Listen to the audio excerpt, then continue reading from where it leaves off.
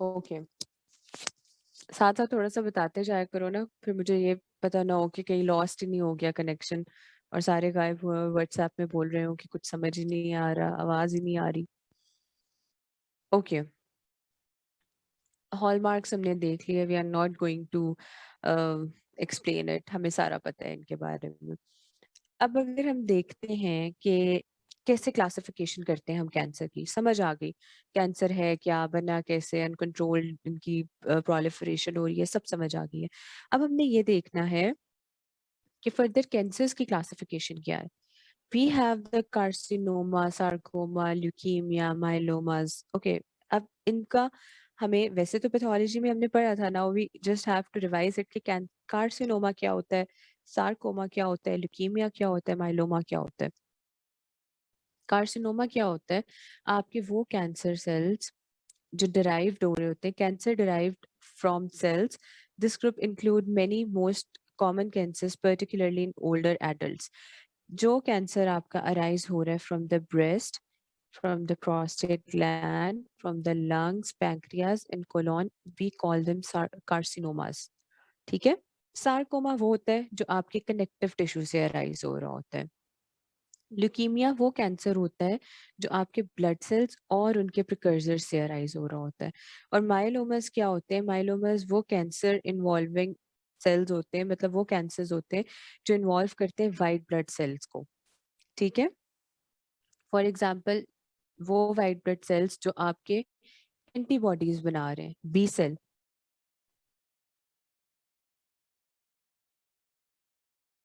एक मिनट में just complete this. Lymphoma क्या होता है, a cancer of bone marrow. आपके जो बोन मैरो का कैंसर होगा हम उसे लिम्फोमा कहेंगे। ये सब आपके एमसीक्यू पॉइंट ऑफ व्यू से बहुत इंपॉर्टेंट है, ठीक है। और ये हमारे लिम्फेटिक सिस्टम को इन्वॉल्व कर रहे होते हैं। जर्म सेल ट्यूमर्स क्या होते हैं, जर्म सेल ट्यूमर्स वो होते हैं जो आपके प्लूरिपोटेंट सेल से कैंसर अराइज हो रहे होते हैं। For example, most often presenting in the testicle और द ओवरी, जिसे हम सेमिनोमा और डिसजर्मिनोमा कह रहे होते हैं, ये हमारे जर्म सेल ट्यूमर्स होते हैं। ब्लास्टोमा वो सेल्स होते हैं जो हमारे प्रिकर्सर सेल्स या एम्ब्रियोनिक टिश्यू से अराइज कर रहे होते हैं। ठीक है। ब्लास्टोमा ज्यादा कॉमन होते हैं जब बच्चों में age compare to the older adults. Older age group में कैंसर जो है वो ज्यादा कॉमन होता है और ब्लास्टोमा जो है वो चिल्ड्रन में ज्यादा कॉमन होता है। ठीक है। ये है आपके बेले एंड लव से टेबल्स जो आपने करने हैं। और अगर आप यही कर लोगे ना इस चैप्टर के लिए तो इट्स मोर देन इनफ। हम सारा कुछ देख आए हैं हमने, इन्वायरमेंटल कॉजेज ऑफ कैंसर सारा कुछ देख लिया है। ठीक है। ह्यूमन पेपिलोमा वायरस होता है, अगर वायरल इन्फेक्शन देखें। हमारे पास HIV होता है, हेपेटाइटिस बी, HPV वायरस होता है, वो समराइज्ड फॉर्म में था। ये उन्होंने थोड़ा सा इसे ना एक्सप्लेन कर दिया है। ठीक है। कुछ इन्फेक्शन होते हैं जिसे हम बिल हार्जिया कह रहे हैं, जो ब्लैडर कैंसर कराते हैं ये इन्फेक्शन। और आगे उन्होंने उसकी strategy of prevention and diagnosis बताया हुआ है। इसके अलावा इनहेल्ड पार्टिकल्स में हमें पता है कि एस्बेस्टोस से मीजोथेलियोमा होता है। ठीक है। मीजोथेलियोमा याद होगा सबको, हमने फोर्थ ईयर में रेस्पिरेटरी सिस्टम में बहुत इसके वो पढ़े हुए हैं क्लिनिकल्स और डायग्नोसिस के। मीजोथेलियोमा एस्बेस्टोस, वुड डस्ट से पेरानेजल साइनस कैंसर हो रहा होता है। केमिकल्स जो आपके करा रहे होते हैं, कैंसर करा रहे होते हैं, उनमें इन्वायरमेंटल पॉल्यूटेंट्स होंगे। आपके केमिकल्स जो इंडस्ट्री में यूज होते हैं वो होते हैं। फॉर एग्जांपल ब्लैडर कैंसर जो है वो एनिलीन डाइज कराते हैं। और उसके अलावा वल्कनाइजेशन ऑफ रबर, जो लोग रबर इंडस्ट्री में काम करते हैं, जो लोग ये डाइज वाली कंपनी में काम करते हैं, इंडस्ट्रीज में काम करते हैं, उन्हें ब्लैडर कैंसर हो रहा होता है। ठीक है। विनाइल क्लोराइड से हमें एंजियोसार्कोमा हो रहा होता है। ये सब बातें आपकी याद करने वाली हैं। लंग्स और नेजल कैविटी, अगर हम निकल से बहुत एक्सपोज होंगे तो वो लंग और नेजल कैविटी कार्सिनोमा कराएगा। आर्सेनिक एक्सपोजर अगर स्किन पे, आर्सेनिक किस चीज में होता है मुझे जल्दी से बताओ जो स्किन कैंसर कराता है।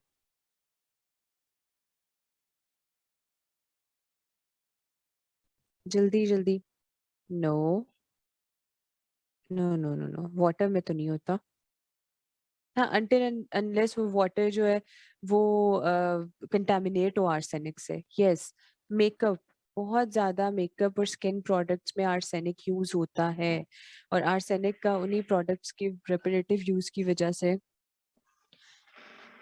क्या होता है कि व्हाइटनिंग क्रीम्स में और उन सब में आर्सेनिक होता है, तो वो स्किन कैंसर कराता है, क्योंकि ये स्किन को डैमेज करता है और रेपिटेटिव एक्सपोजर की वजह से, डैमेज की वजह से स्किन कैंसर हो रहा होता है। Beryllium, cadmium, chromium lung cancer कराते हैं। यू हैव टू सी, ये बहुत आसान है, इसे एक दफा बस देख लीजिएगा। फंगल और प्लांट टॉक्सिन में वी नो दैट एफ्लाटॉक्सिन होता है जो हेपेटोसेलुलर कार्सिनोमा या हेपेटोमा कराता है, ठीक है। और आपके ये इन्वायरमेंटल फैक्टर्स हैं, ये भी आपका बिल एंड लव का टेबल है, जिसमें टोबैको है, अल्कोहल है, यूवी एक्सपोजर है, आयनाइजिंग रेडिएशन है। We have seen all this, लेकिन ये इसकी जरा एसोसिएटेड ट्यूमर्स और ये सब देख लीजिएगा, ठीक है। जब ये चैप्टर खत्म करेंगे उसके बाद आपने इन टेबल्स को देख लेना है। और ये मेलिग्नेंट ट्रांसफॉर्मेशन, वो जो 6 बायोलॉजिकल हॉलमार्क्स पड़े थे कैंसर के, ये वो ही है कि कैसे आपका एक कैंसर एक मेलिग्नेंट ट्रांसफॉर्मेशन में जाता है, ठीक है।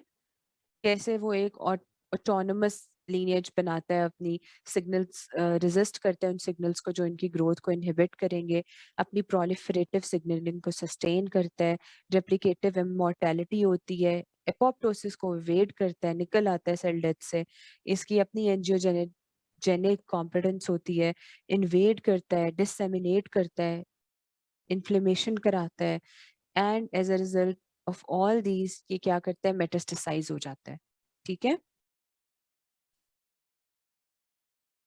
ये साथ हो गया आपके टेबल्स। अब बात आती है कि आप कार्सिनोमा को, आप कैंसर को कैसे प्रिवेंट कर सकते हो। तो प्रिवेंट कैसे कर सकते हो, अवॉइडेंस से। अवॉइडेंस किस किस चीज़ की अवॉइडेंस, जो जो फैक्टर्स वो करा रहे हैं। आप स्मोकिंग अवॉइड करो अपने लंग कैंसर को प्रोटेक्ट करने, प्रिवेंट करने के लिए। आप रेडिएशन एक्सपोजर को कम करो जिसकी वजह से कैंसर हो रहा है। आप रेगुलर लो डोज एस्प्रीन खाओ, क्योंकि वो कहते हैं कि कोलोरेक्टल कैंसर को टू सम एक्सटेंट प्रिवेंट कर रहा होता है। और प्रोफाइलेक्टिक बायलैटरल मस्टेक्टमी, वो फीमेल्स जिनमें बरका 1 पॉजिटिव जीन है, ठीक है, जिनकी फैमिली में स्ट्रॉन्ग फैमिली हिस्ट्री है ब्रेस्ट कैंसर की, और उनमें बरका जीन 1 जो है वो पॉजिटिव है, उनमें क्या होता है, उनमें पहले ही बायलैटरल मस्टेक्टमी कर दी जाती है, उनके ब्रेस्ट को रिमूव कर दिया जाता है, ताकि इन फ्यूचर इन्हें कैंसर तो होगा, तो वो कैंसर ना हो, एज अ रिजल्ट उनकी पूरी बॉडी सेव हो जाए इस प्रोफाइलेक्टिक बायलैटरल मेस्टेक्टमी की वजह से। Yes, Angelina Jolie have this thing, उसने भी प्रोफाइलेक्टिक बायलैटरल मेस्टेक्टमी कराई थी, क्योंकि उसकी फैमिली की एक स्ट्रॉन्ग हिस्ट्री थी ब्रेस्ट कैंसर की। अब हम आते हैं स्क्रीनिंग की तरफ। हम सारे कम्युनिटी मेडिसिन पढ़ के आए हैं, और उसमें हमने स्क्रीनिंग पढ़ा था, बहुत बहुत इम्पोर्टेंट। स्क्रीनिंग एंड सैम्पलिंग याद है सारों को, सी मेड में स्क्रीनिंग पढ़ी थी हमने। अब स्क्रीनिंग क्या होती है, स्क्रीनिंग का आप सबको मेरे से अच्छे तरह पता है कि स्क्रीनिंग क्या है। स्क्रीनिंग एक मेडिकल इन्वेस्टिगेशन है जो हम पेशेंट की रिक्वेस्ट पे नहीं करते हैं, ठीक है। A medical investigation which does not arise from a patient request for advice for specific complain. हम स्क्रीनिंग को क्या करते हैं, हम एक पॉपुलेशन में जब कोई चीज सस्पेक्ट कर रहे होते हैं, तो हम उनमें, जैसे मैं कह रही हूँ कि मेरे पास एक पॉपुलेशन है, पॉपुलेशन ए, और मैं ये सस्पेक्ट कर रही हूँ कि इसमें बहुत सारे पेशेंट्स जो है ना वो डायबिटिक हो सकते हैं, क्योंकि उनका लाइफस्टाइल, उनकी डाइट इस हद तक खराब है कि मैं सस्पेक्ट कर रही हूँ कि उनमें डायबिटीज हो सकती है, और वो पॉपुलेशन ए है।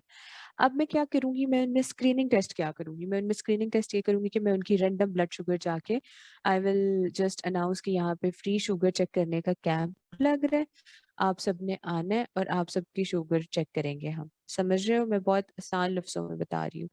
उससे क्या होता है कि जब सारे लोग आते हैं, ऑल्दो उस पॉपुलेशन को नहीं पता कि they have this disease, we are just suspecting, तो हम स्क्रीनिंग के प्रोसेस से क्या करते हैं, हम उन पेशेंट्स को चूज करते हैं, हम उन पेशेंट्स को नहीं फिल्टर करते हैं। हमें पता चल जाता है रैंडम ब्लड शुगर से कि कौन सा पेशेंट डायबिटिक है, कौन सा पेशेंट नहीं है, कौन सा पेशेंट डायबिटिक है। तो इस तरह क्या होता है कि हम एक छोटे से टेस्ट से, हमने एक स्क्रीनिंग से उस पॉपुलेशन में से फिल्टर आउट कर लिए लोग, ठीक है। तो क्या होता है कि screening is most effective when targeted at specific risk group and when screening test has high level of acceptability to the target population and early detection of disease alter the prognosis of disease. वो कह रहे हैं कि screening तभी effective होगी जब आपने specific risk group में करनी है। ये नहीं कि किसी भी पॉपुलेशन में कर लो, जहां आपको सस्पिशन है वहां पे, और जो टेस्ट आप करोगे वो वहाँ की पॉपुलेशन को एक्सेप्टेबल होना चाहिए। ब्लड शुगर टेस्ट सब लोग आराम से करा लेंगे, ठीक है? इसमें ये नहीं होगा कि लोगों को ये डर हो कि हमें कोई इंजेक्शन लगाएँगे या हमें ये करेंगे, वो करेंगे। हमें कल्चरल एक्सेप्टेबिलिटी भी देखनी पड़ती है, पर्सनल एक्सेप्टेबिलिटी भी देखनी पड़ती है। साइकोलॉजिकल और फिज़िकल हार्म्स का भी देखना पड़ता है कि ज़्यादा ना हो, ठीक है? तो स्क्रीनिंग की जो क्राइटेरिया होता है, अब उसमें क्या क्राइटेरिया है, किस डिज़ीज़ के लिए, अब वो जिस डिज़ीज़ के लिए आप स्क्रीनिंग करना चाह रहे हो, उस डिज़ीज़ के क्या फीचर होने चाहिए? पहली बात तो ये कि उस वो डिज़ीज़ अर्ली स्टेज पे रिकग्नाइज़ेबल हो, ठीक है? और दूसरी बात ये कि अगर वो अर्ली स्टेज पे रिकग्नाइज़ हो गई है, तो उसका ट्रीटमेंट इफ़ेक्टिव होना चाहिए। आपका मकसद है ना, स्क्रीनिंग कर रहे हो, जल्दी से वो डिज़ीज़ पकड़ ली और अगर उसका टाइमली ट्रीट कर दिया तो पेशेंट का प्रोग्नोसिस अच्छा हो सकता है, पेशेंट अगली ज़िंदगी अच्छी गुज़ार सकता है, वो कॉम्प्लिकेशन से बच सकता है। फॉर एग्ज़ाम्पल अगेन अगर मैं बात करूँ कि डायबिटीज़ जितनी जल्दी डायग्नोज़ होगी, उतनी जल्दी पता चल जाएगा। उतनी जल्दी उसका ट्रीटमेंट शुरू होगा, उतनी जल्दी पेशेंट मैक्रोवास्कुलर, माइक्रोवास्कुलर कॉम्प्लिकेशन से पीछे हो जाएगा, ठीक है? Sufficiently common to warrant screening, ठीक है? और कॉमन डिज़ीज़ होनी चाहिए ताकि हम उसकी स्क्रीनिंग कर सकें। इसके अलावा क्या होना चाहिए, आपका टेस्ट जो है वो फेयरली सेंसिटिव होना चाहिए और स्पेसिफिक होना चाहिए। ये नहीं होना चाहिए कि कोई भी टेस्ट उठा के कर रहे हो, नहीं, जो टेस्ट आप कर रहे हो वो सेंसिटिव होना चाहिए। उस टेस्ट की सेंसिटिविटी बहुत अच्छी होनी चाहिए ताकि आप उस डिज़ीज़ को फ़िल्टर आउट कर सको। वो एक्सेप्टेबल हो पॉपुलेशन से, पॉपुलेशन उस चीज़ को एक्सेप्ट करती हो, कल्चरल बाउंड्रीज़ में हो, एक्सेप्टेबल हो, सेफ हो, इनएक्सपेंसिव हो, ठीक है? क्योंकि ये जस्ट फ़िल्टर आउट प्रोसेस है। प्रोग्राम जो होना चाहिए, अब ये प्रोग्राम करने का क्या मकसद है? आपको स्क्रीनिंग करने का क्या मकसद है कि आपने एक डिज़ीज़ को रिकॉग्नाइज़ कर लिया, आपने पॉपुलेशन पे वो टेस्ट कर लिया। अब क्या है? अब ये है कि आपने जिन लोगों को फ़िल्टर आउट किया, उनके लिए आपके पास एडिक्वेट डायग्नोस्टिक फैसिलिटीज़ होनी चाहिए। आपको पता चल गया ये पेशेंट डायबिटिक है, आपके पास अब हॉस्पिटल सेटअप, आपके पास मेडिकल स्पेशलिस्ट इतने अच्छे होने चाहिए जो उन्हें ट्रीटमेंट बताएँ, जो उन्हें पूरी बीमारी समझाएँ, जो उन्हें प्रॉपर फर्दर उनका ट्रीटमेंट और उनको फर्दर ट्रीटमेंट को लेके चलें, ठीक है? क्वालिटी ट्रीटमेंट होना चाहिए आपके पास, प्रॉपर मेडिकेशन होनी चाहिए उस डिज़ीज़ की। आपकी स्क्रीनिंग जो है वो एप्रोप्रिएट इंटरवल्स पे आपने रिपीट करनी होती है उस पॉपुलेशन में। बेनिफिट्स जो हैं उस प्रोग्राम के वो हमेशा उसके डीमेरिट से ज़्यादा होने चाहिए। लाइक बेनिफिट्स हमेशा ज़्यादा होने चाहिए कि आपने इस पॉपुलेशन पे ये किया, एज़ अ रिज़ल्ट आपको जल्दी लोग फ़िल्टर आउट कर लिए इस डिज़ीज़ के साथ, तो आपको ये बेनिफिट हुआ कि आपने उस पॉपुलेशन को सेव कर लिया, ठीक है? समझ आ रही है? अब ये यहाँ पे बता रहे हैं कि अमेरिकन एंटी कैंसर जो सोसाइटी है वो क्या कहती है कि वो कहती है कि मैमोग्राफी करनी चाहिए आपको 40 इयर्स की एज में फीमेल्स की, ताकि 40 इयर्स पे ही फिल्टर आउट हो जाए काफ़ी सारी फीमेल्स इस एक सिंपल स्क्रीनिंग टेस्ट से कि इन्हें कार्सिनोमा है कि नहीं है, ठीक है? जो मेरी आवाज़ ठीक है?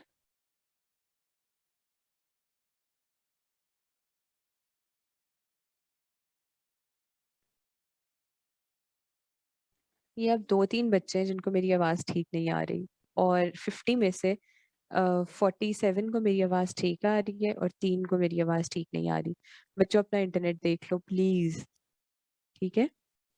अब हम देखते हैं जी grading and staging. Grading and staging तो भई आप सबको मुझसे ज़्यादा अच्छा पता है। हमने पैथो में की ही ग्रेडिंग एंड स्टेजिंग है, याद होगी सारों को। कौन-सा एक फ़ेमस हम ग्रेडिंग स्टेजिंग में एक हमारा होता था फ़ेमस एक कौन-सी स्टेजिंग होती थी और ग्रेडिंग होती थी? जल्दी से बताओ मुझे। TNM, exactly TNM, TNM, TNM. Okay, तो ग्रेडिंग क्या होती है? आपने डिज़ीज़ की स्क्रीनिंग कर ली, आपने डिज़ीज़ ढूँढ ली, अब क्या करना है? अब हमने क्या करना है, अब हमने एक ट्यूमर को, उसको देखना है कि वो कितना एग्रेसिव है, ठीक है, उसमें कितनी डिफ्रेंसिएशन हो चुकी है, वो किस हद तक बढ़ चुका है, हम उसे कंट्रोल कर सकते हैं, नहीं कर सकते, वो हमारे नेबरिंग टिश्यूज तक पहुंच गया है कि नहीं पहुंचा, वो मेटास्टेसिस हो गई है कि नहीं हो गई, ये सब हम ग्रेडिंग एंड स्टेजिंग में देखते हैं। ग्रेडिंग में क्या होता है कि हमने एक ट्यूमर की एग्रेसिवनेस को देखना होता है उसकी साइटोलॉजिकल डिफ्रेंसिएशन पे, ठीक है। साइटोलॉजिकल डिफ्रेंसिएशन ग्रेड्स आपको पता है 1 2 3 4 होते हैं। अब ये डिफ्रेंसिएशन हम कैसे देखते हैं, हमने ये देखना होता है कि एनाप्लेजिया differentiation the differentiation is as high as much as the tumor cell resemble the cells of origin। हमने ये देखना होता है कि किस हद तक एनाप्लेजिया हो चुका है, ठीक है, कितनी डिफ्रेंसिएशन हो चुकी है, हमने ये ग्रेडिंग में देखना होता है। स्टेजिंग में हमने क्या देखना होता है, स्टेजिंग में हमने ये देखना होता है कि वो जो ट्यूमर अराइज हो रहा है, ठीक है, साइटोलॉजिकल डिफरेंशिएशन के लिए हम ग्रेडिंग करते हैं, उस ट्यूमर के लोकल इन्वेजन, उसकी साइज और इन सब चीजों को देखने के लिए हम स्टेजिंग करते हैं, ठीक है। स्टेजिंग में हम क्या करते हैं, हम एक साइज ऑफ प्राइमरी लीजन को देखते हैं, हम रीजनल लिम्फ नोड्स के इन्वॉल्वमेंट को देखते हैं, और हम ये देखते हैं कि मेटास्टेसिस हो चुकी है कि नहीं हुई। स्टेजिंग में हम यूज करते हैं TNM system, T for the primary tumour, आपके प्राइमरी ट्यूमर का क्या साइज है, N for the regional lymph nodes, कौन से लिम्फ, कितने लिम्फ नोड्स इन्वॉल्व हो चुके हैं, एंड एम फॉर मेटास्टेसिस, ठीक है। And TNM system T1 T2 T3 and T4 are used respectively and describe the increasing size of primary lesion. N0, N1, N2, N3, they indicate the progressive advancing lymph node involvement, and M0 and N1 is for absence and presence of distant organ metastasis। ये हम सबको पता है, ठीक है। Investigation में क्या होगा, हमने स्टेजिंग भी देख ली, हमने ग्रेडिंग भी देख ली, अब हम देखते हैं कि इन्वेस्टिगेशन में हमने क्या क्या करना है, हमने क्या वर्कअप करना है जिससे हमने डायग्नोज करना है उस ट्यूमर को। इन्वेस्टिगेशन के टू मेन पर्पसेस होते हैं। फर्स्ट पर्पस ये होता है कि हम first they are aimed at cytological and histological confirmation. सबसे पहले आपने सेल लेवल पे और टिश्यू लेवल पे उसको कंफर्म करना है, ठीक है। आपने उस ट्यूमर को सेल लेवल पे, साइटोलॉजिकल और हिस्टोलॉजिकल लेवल पे कंफर्म करना है कि ये कैंसर है। दूसरा आपने क्या करना है, दूसरा आपने एक्सटेंट ऑफ प्राइमरी डिजीज, आपने ये देखना है कि किधर तक पहुंच पहुंच चुका है, क्या इसने नेबरिंग स्ट्रक्चर्स को इन्वॉल्व किया है, क्या ये सिस्टेमिक स्प्रेड में चला गया है, कहीं मेटास्टेसाइज तो नहीं हो गया, डिसेमिनेट तो नहीं हो गया। इसे हम कहते हैं स्टेजिंग वर्कअप, ठीक है। इसका क्या फायदा होता है, इससे हमें एक ये पता चल जाता है कि हम किस लेवल की थेरेपी स्टार्ट करें, ठीक है। और दूसरा हमें ये पता चल जाता है कि इस टाइम पे अगर हम ट्रीट करेंगे तो इस डिजीज का क्या प्रोग्नोसिस होगा, वेदर हम इसे लिमिट करेंगे, वेदर हम इसका इससे हम क्या करेंगे, हम इससे ट्रीट करने से पेशेंट का प्रोग्नोसिस अच्छा हो सकता है, वेदर इसको ट्रीट करने से पेशेंट का प्रोग्नोसिस खराब हो सकता है। ये सारा डिपेंड करता है इस सारे वर्कअप के बेसिस पे, ठीक है। तो जो डायग्नोस्टिक इन्वेस्टिगेशंस होती हैं, अब डायग्नोस्टिक इन्वेस्टिगेशंस में अगर हम बात करें, we have the plain radiograph. हमने चलना है एक लॉजिकल ऑर्डर में। सबसे पहले we will start with the simple test और उसके बाद हम जाएंगे कॉम्प्लेक्स टेस्ट की तरफ। सिंपल टेस्ट में आप ये देख लो कि हम एक्सरे कराते हैं, प्लेन रेडियोग्राफ करा देंगे, कोई भी आप ट्यूमर सस्पेक्ट कर रहे हो, जैसे सॉफ्ट टिश्यू ट्यूमर को सस्पेक्ट कर रहे हो आप प्लेन रेडियोग्राफ करा लोगे, लेकिन अगर आप ट्यूमर ऑफ स्टमक को, ट्यूमर ऑफ इंटेस्टाइन को सस्पेक्ट कर रहे हो तो आप कंट्रास्ट स्टडीज कराते हो। आप पेशेंट को बेरियम स्वॉलो सुना होगा, आप लोगों ने बेरियम मील सुना होगा, ये सब करा के हम स्टमक और इंटेस्टाइन के कैंसर्स को देखते हैं, ट्यूमर्स को देखते हैं। डीपर स्ट्रक्चर इससे भी ज्यादा एडवांस हो गया है, डीपर स्ट्रक्चर इन्वॉल्व हो गए तो हम CT स्कैन करते हैं, हम MRI करते हैं, हम PET स्कैन करते हैं, ठीक है। बायोप्सीज करते हैं, हम बायोप्सी में हम क्या करते हैं, पार्ट ऑफ द टिश्यू लेते हैं और उससे हम अ, उसे उस टिश्यू को देखते हैं कि इसमें साइटोलॉजिकली एंड हिस्टोलॉजिकली डिजीज कितनी डेवलप कर चुकी है, ठीक है। Staging investigation, again हम staging देख चुके हैं. The aim of the staging investigation is to determine the extent of disease and define the treatment plan. हमने ये देखना है कि disease कहाँ तक पहुंच गई है, हमने अब इसको क्या treatment देना है, whether इसको treat करेंगे तो patient का prognosis अच्छा होगा या क्या होगा. ठीक है बच्चों, यहाँ तक समझ आ गई? कोई परेशानी, कुछ ना समझ आ रहा हो, कोई मसला?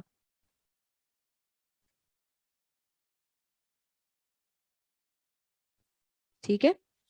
सीटी स्कैन देखो, अब ये चीजें देख लो. सीटी स्कैन किस लिए करें? सीटी स्कैन हम करें पैंक्रियाज के लिए. सीटी स्कैन हमारा रीट्रोपेरिटोनियल स्ट्रक्चर होता है, हमारे बड़े ऑर्गन जिसके आगे आए होते हैं, जरा पीछे छुप के बैठा होता है, एक डीपर स्ट्रक्चर होता है. तो जब भी हमने पैंक्रियाज के कैंसर को सस्पेक्ट करना है, we'll go for CT scan. ठीक है. एंडोस्कोपिक अल्ट्रासोनोग्राफी करते हैं जब हमने ईसोफेगस को देखना होता है. बच्चे कंट्रास्ट स्टडी हम करते हैं उसके लिए, हमारे इंटेस्टाइन एंड स्टमक और इन सब डिजीजेस को देखने के लिए. ठीक है. कंट्रास्ट स्टडीज इसलिए होता है, हम एक कंट्रास्ट पेशेंट को बेरियम स्वॉलो कराते हैं. उसके बाद हम पेशेंट को क्या करते हैं, बेरियम है, बेरियम ठीक है, आपको पता है ये एक एजेंट है जो हमें बहुत अच्छी तरह से नजर आ रहा होता है हमारे जब हम एक्सरे कर रहे होते हैं तो काफी ये इल्यूमिनेट कर रहा होता है. ठीक है. बेरियम दिया हमने पेशेंट को, पेशेंट ने बेरियम स्वॉलो किया, उसके थोड़ी देर बाद हम कंट्रास्ट उसका वो एक्सरे करेंगे. एक्सरे में हमें पूरा जहां जहां से बेरियम गुजरा है हमें वो पूरी आउटलाइन मिलेगी. ठीक है. जैसे आप ईसोफेगस को देखना चाह रहे हो कि ईसोफेगस में कोई कार्सिनोमा तो नहीं है, ईसोफेगस में कोई ग्रोथ तो नहीं है, आप पेशेंट को बेरियम स्वॉलो कराओगे. ठीक है. थोड़ी देर बाद आप उसको देखोगे, उसका एक्सरे लोगे तो वहां पे आपको पूरी आउटलाइन ऑफ द ईसोफेगस जो है वो इल्यूमिनेटेड नजर आएगी, बेरियम ने उसे कोट किया होगा फुल. और आप देख लोगे कि जहां पे भी कोई इरेगुलरिटी, कोई ग्रोथ होगी तो आप उसे बहुत अच्छे से देख सकोगे. ठीक है. Coming back to endoscopic ultrasonography, वो हम ईसोफेगस की करते हैं. एमआरआई हम रेक्टम का करते हैं. Metastatic spread can be determined by variety of investigation. We know that जिसमें जब मेटास्टेसाइज, देखो मेटास्टेसिस हो गया, बोन में जा सकता है तो बोन स्कैन करेंगे. इसके अलावा लंग्स में चला गया. ठीक है. कहीं भी अगर जीआईटी का कैंसर था, उसने पैंक्रियाज को इन्वॉल्व कर लिया, उसने लिवर को इन्वॉल्व कर लिया, तो हम सीटी स्कैन और पीईटी स्कैन की तरफ जाते हैं, पेट स्कैन. और हम लेप्रोस्कोपी भी करते हैं. ठीक है. अब हमने देखते हैं कि ट्यूमर मार्कर्स क्या होते हैं. Tumor markers are the biological substances which can be detected in the serum. ये देखो सीरम. ट्यूमर मार्कर्स वो बायोकेमिकल सब्सटेंसेस हैं जिन्हें हमने सीरम में देखना है. ठीक है. और excise tissue of the patients, यार पेशेंट का जो हमने, अच्छा मेरी बात सुनो, पेशेंट को कोई भी कार्सिनोमा है. ठीक है. लेट्स से हम कहते हैं कि पेशेंट को कोलोरेक्टल कार्सिनोमा है. अब कोलोरेक्टल कार्सिनोमा में हमने देखना है कि ट्यूमर मार्कर्स क्या है. पहले तो हमने पेशेंट का सीरम, पेशेंट के ब्लड टेस्ट भेज दिया फॉर कोलोरेक्टल कार्सिनोमा के लिए हमारे पास क्या होता है, या कोलोनिक कार्सिनोमा के लिए हमारे पास होते हैं सीईए, कार्सिनो एम्ब्रियोनिक एजेंट. ये आपको याद करना पड़ेगा. ठीक है. जब भी पेशेंट को कोलोनिक कैंसर होगा ना, तो सीईए जो है ना वो आपके ब्लड में होगा. हमने क्या करना है, सीरम टेस्ट भेज देना है फॉर सीईए, कार्सिनो एम्ब्रियोनिक एंटीजन. तो वो जो ट्यूमर मार्कर आएगा ना सीरम से, वो जो बायोकेमिकल सब्सटेंस आएगा वो शो करेगा कि this is the tumour marker. Yes, हम सीईए को सस्पेक्ट कर रहे हैं, सीईए आ गया, पेशेंट क्लिनिकली भी कोलोन कैंसर के साइन एंड सिम्टम्स के साथ आया है, तो this is the colon carcinoma. अब अगर आपका ट्यूमर है, आप उसकी बायोप्सी करते हो, आपने क्या किया, आपने कोलोनोस्कोपी की, ये कोलोन है. ठीक है. और यहाँ पे ये मैस है. ठीक है. कोलोनोस्कोपी की, आपने बायोप्सी ली, बायोप्सी में क्या होगा कि थोड़ा सा टिश्यू का पीस लिया, उस टिश्यू के पीस को आपने भेज दिया लैब्स में कि इसको हिस्टोलॉजी करो और इसकी साइटोलॉजी करो, इसको टिश्यू लेवल पे भी चेक करो और इसको क्या करो, सेल लेवल पे भी चेक करो. ठीक है. तो वो ट्यूमर मार्कर्स जो आपकी बायोप्सी के बाद और आपकी साइटोलॉजी स्पेसिमेंस में आते हैं, उन्हें हम इम्यूनो हिस्टो केमिकल मार्कर्स कहते हैं. ठीक है। इम्यूनोहिस्टोकेमिकल मार्कर्स आपके सीरम में नहीं आते, ये आपके बायोप्सी या साइटोलॉजी स्पेसिमेन में आते हैं। ठीक है, इस चीज का डिफरेंस पता चल गया।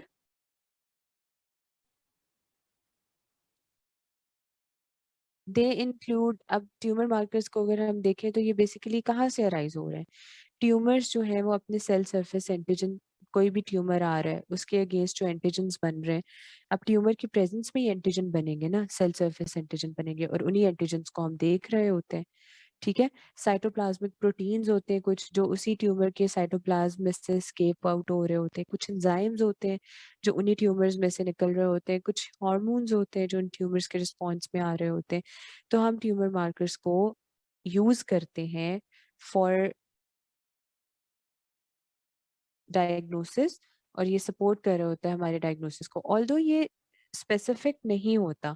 कुछ ट्यूमर मार्कर्स कुछ और ट्यूमर की प्रेजेंस में भी होते हैं और कुछ और कंडीशंस में भी होते हैं। ठीक है। अब ये हम देख रहे थे CA 125 was for ovarian cancer, PSA जो होता है हमारा वो प्रोस्टेटिक कैंसर के लिए होता है। ठीक है, ये MCQs के लिए याद कर लो, और बहुत सारे ट्यूमर मार्कर्स का हमें ऑलरेडी पता है। अच्छा मुझे ये बताओ, ट्यूमर मार्कर्स और इम्यूनोहिस्टोकेमिकल मार्कर्स का डिफरेंस पता चल गया। इम्यूनोहिस्टोकेमिकल मार्कर्स वो होते हैं, वो होते ट्यूमर मार्कर्स ही हैं, पर वो हमें बायोप्सी या फिर साइटोलॉजिक स्पेसिमेंस में से मिल रहे होते हैं। और इसकी एग्जांपल है CD20 जो बीसल न्यूरोप्लाज्म में प्रेजेंट होता है, सी किट जो होता है वो जस्ट में होता है, ER PR जो है वो ब्रेस्ट कार्सिनोमा में होता है। हेलो।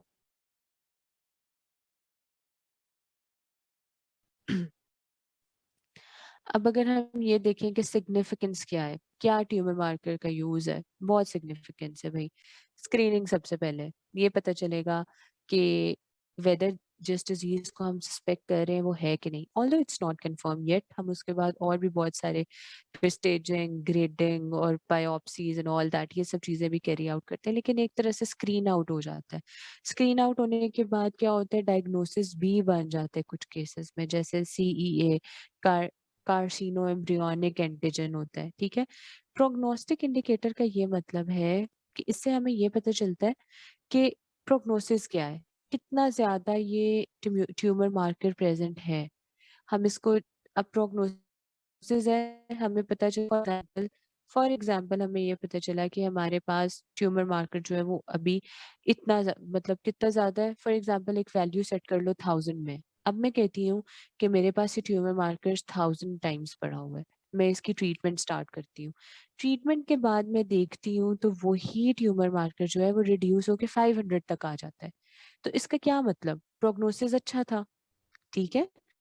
प्रोग्नोस्टिक इंडिकेटर की भी समझ आ जाती है, हमारे ट्रीटमेंट थेरेपी की भी मॉनिटरिंग हो जाती है। हम थेरेपी दे रहे हैं, हम पेशेंट को ट्रीट कर रहे हैं, साथ साथ हम ट्यूमर मार्कर्स भी कराते जाते हैं। अगर ट्यूमर मार्कर्स कम हो रहे हैं, ठीक है, हमें समझ आ रही होती है कि हाँ हमारी ट्रीटमेंट कामयाब जा रही है। सही। और एक बार हमने अपना पूरा ट्यूमर को ट्रीट कर लिया, हमने कहा कि ये पेशेंट जो है now he is tumour free, हमने इसका इलाज कर दिया, वेदर हमने जो जो भी तरीका किया, उसके बाद हम क्या करते हैं, हम उस पेशेंट को कहते हैं कि आपने हर 6 मंथ्स के बाद या आपने एवरी ईयरली ये ट्यूमर मार्कर्स कराने हैं, ताकि हमें ये पता चल जाए कि वो डिजीज दोबारा से रिलैप्स तो नहीं करे, दोबारा से डिजीज तो नहीं आई, हमने तो एक तरह से ट्रीट कर दी थी। अब अगर दोबारा से ट्यूमर मार्कर शो होना शुरू हो रहे हैं तो वो रिलैप्स ऑफ डिजीज भी बता रहे हैं, अर्ली डायग्नोसिस ऑफ रिलैप्स बता रहे हैं, वो हमारी थेरेपी की मॉनिटरिंग भी करा रहे हैं, वो हमें प्रोग्नोसिस का भी बता रहे हैं, वो हमारी डायग्नोसिस भी करा रहे हैं और स्क्रीनिंग भी करा रहे हैं। ठीक है।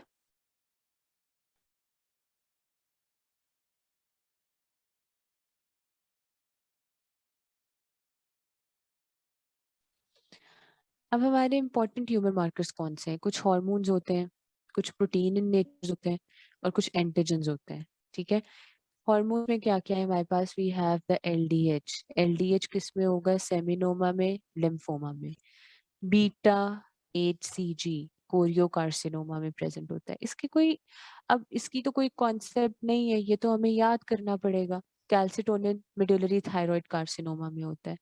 प्रोटीन्स में हमारे पास इम्यूनोग्लोबुलिन्स आ जाते हैं, और इम्यूनोग्लोबुलिन्स आपको पता है मल्टीपल माइलोमा में ज्यादा होते हैं, ठीक है, क्योंकि ये हमारा बी सेल माइलोमा होता है ना, तो इसमें इम्यूनोग्लोबुलिन्स काफी ज्यादा होते हैं। एंटीजेंस कैसे? एंटीजेंस में हमारे पास एएफपी जो हमारा अल्फा फीटोप्रोटीन है, हेपेटोमा में और टेराटोमा में प्रेजेंट होता है। पीएसए हमें पता है प्रोस्टेटिक ट्यूमर में प्रेजेंट होता है। पीएसए के लेवल्स को देख के हम अंदाजा लगा रहे होते हैं कि ये मेलिग्नेंट प्रोस्टेटिक कैंसर है या ये बिनाइन है, you know that very well. CEA जो है वो कोलोन में भी प्रेजेंट होता है, वो पैंक्रियास ट्यूमर में भी प्रेजेंट होता है, वो लंग्स के ट्यूमर में भी प्रेजेंट होता है। CA-125 is very very famous for ovarian carcinoma. CA-199 is present in pancreatic tumor as well as the cholangiocarcinoma. ये सब आपको फिंगर टिप्स पे याद होने चाहिए क्योंकि ये आपके MCQs हैं। ऑलराइट, अब हमने क्या करना है, अब हमने ये देख लिया कि no we don't have to just remember their normal values। हमें ये पता होना चाहिए कि ये एंटीजन, ये प्रोटीन, ये हार्मोन इस कैंसर के केस में होता है। बस इतना पता होना चाहिए, ठीक है, जितना आपको यहाँ पे गिवन है। अब हम जब बात कर रहे थे, हम कह रहे थे कि इम्यूनो हिस्टोकेमिकल, जब हमने इधर देखा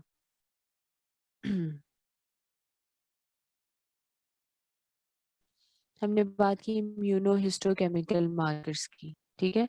अभी हमने देखे हैं ट्यूमर मार्कर्स। अब हम देखते हैं कि इम्यूनो हिस्टोकेमिकल मार्कर्स ये सब हमें कैसे पता चलते थे? बायोप्सी पे पता चलते थे, साइटोलॉजिकल स्टडीज पे पता चलते थे, हिस्टोलॉजिकल स्टडीज पे पता चलते थे। ये सब स्टडीज होती है टिश्यू डायग्नोसिस पे, हमारे टिश्यूज पे। बच्चों आप मुझे फॉलो कर रहे हो? ठीक है। अब जो टिश्यू डायग्नोसिस होता है वो हम टिश्यू से ही पता लग कराएंगे, टिश्यू में से सेल से पता कराएंगे, एक टिश्यू की हिस्टोलॉजी पढ़ के पता कराएंगे। अब वो ब्लड में थोड़ी हम पता कर सकते हैं। इसके लिए हमारे पास कुछ टेक्निक्स होती हैं, ठीक है, टिश्यू डायग्नोसिस करने के लिए। हमारी एक FNAC होती है, fine needle aspiration cytology. We have the true cut और core needle biopsy. Incisional biopsy होती है, एक्सीजनल बायोप्सी होती है, और साइटोलॉजिकल स्मेयर्स होते हैं। इन सबको अगर हम देखें, सबसे पहले स्टार्ट करते हैं फाइन नीडल एस्पिरेशन से। फाइन नीडल एस्पिरेशन साइटोलॉजी, जिसे हम FNAC कहते हैं। फाइन नीडल, इसमें हम सिंपल नीडल यूज करते हैं जो 22 to 23 गेज की होती है, ठीक है। अब क्या करेंगे, हम नीडल को इंसर्ट करते हैं ट्यूमर में, जहाँ पे भी, फॉर एग्जाम्पल थायराइड ट्यूमर, नेक के फ्रंट पे मैस है, ठीक है, हमने सस्पेक्ट कर लिया कि ये थायराइड ट्यूमर है। हमने सिंपल नीडल उठाई जो 22 या 23 गेज की होगी। हमने ये करना है, हमने उसे ट्यूमर में इंसर्ट करना है। ब्लाइंडली भी कर सकते हो, ठीक है। ब्लाइंडली का ये मतलब होता है कि आपने ट्यूमर को पैल्पेट करना है, ठीक है। ट्यूमर को पैल्पेट करके उसको, जहाँ पे आपको वो प्रॉपर अच्छी तरह फील हो रहा है कि ये ट्यूमर है, ये एक्स्ट्रा टिश्यू है, ये एक मैस है, आपने उधर नीडल को इंसर्ट करके नेगेटिव सक्शन अप्लाई करनी है। प्लंजर को अपनी तरफ पुल करना है, जैसे आप उसमें से नेगेटिव सक्शन अप्लाई करके you just want to pull out something, ठीक है। आपने पुल करना है प्लंजर को, सिरिंज को अपनी तरफ। वो क्या करेगा, वो उस मैस में से सेल्स को, या मैस मतलब थोड़ा बहुत सेल्स या कुछ ना कुछ लेके आएगा अपने साथ, ठीक है। उसे हमने फर्दर, फिर उसके बाद हमने उसको हिस्टोलॉजिकल स्टडीज में ले जाने। I have edit the diagram. ये देखो, इस पॉइंट पे मैं सस्पेक्ट कर रही हूँ कि यहाँ पे ट्यूमर है, ठीक है, यहाँ पे मैस है। वहां से सबसे पहले मैंने क्या किया, क्लीन किया उसे स्पिरिट स्वैप से। स्पिरिट स्वैप से क्लीन करने के बाद हमने 23 गेज वाली नीडल जो है उसे यहाँ पे इंसर्ट किया। आप देखो, टू फिंगर रख के उन्होंने एक प्रॉपर, ये ब्लाइंडली कर रहे हैं, ठीक है। उन्होंने इस पॉइंट को फोकस किया हुआ है कि यहाँ पे हमने नीडल को इंसर्ट करना है, इस पॉइंट पे, और यहाँ से हमने फिर नेगेटिव सक्शन करनी है, प्लंजर को अपनी तरफ खींचना है, ठीक है। उसके रिजल्ट में कुछ ना कुछ सेल या कुछ ना कुछ आपको मटेरियल कलेक्ट हो ही जाएगा। Needle is introduce in the swelling and is gently moving to and fro. Needle को लेके जाके थोड़ा सा टू एंड फ्रो इधर उधर को थोड़ा घुमाना है। उसके बाद साथ ही आपने विड्रॉ करना है। ठीक है। जब आपके पास उसमें से कोई भी फ्लूइड आ गया, कोई भी मटेरियल आ गया, उसे आपने स्लाइड्स पे अप्लाई करना है। पूरा एक स्लाइड बनानी है, एस्पिरेटेड मटेरियल को एक्सपेल करना है और स्मेयर बनाना है, और उसे आपने उसके बाद माइक्रोस्कोपी और हिस्टोलॉजिकल स्टडीज के थ्रू ले जाना है। एफएनएसी क्लियर हुई?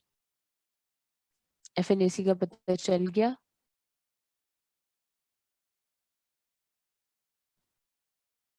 ठीक है।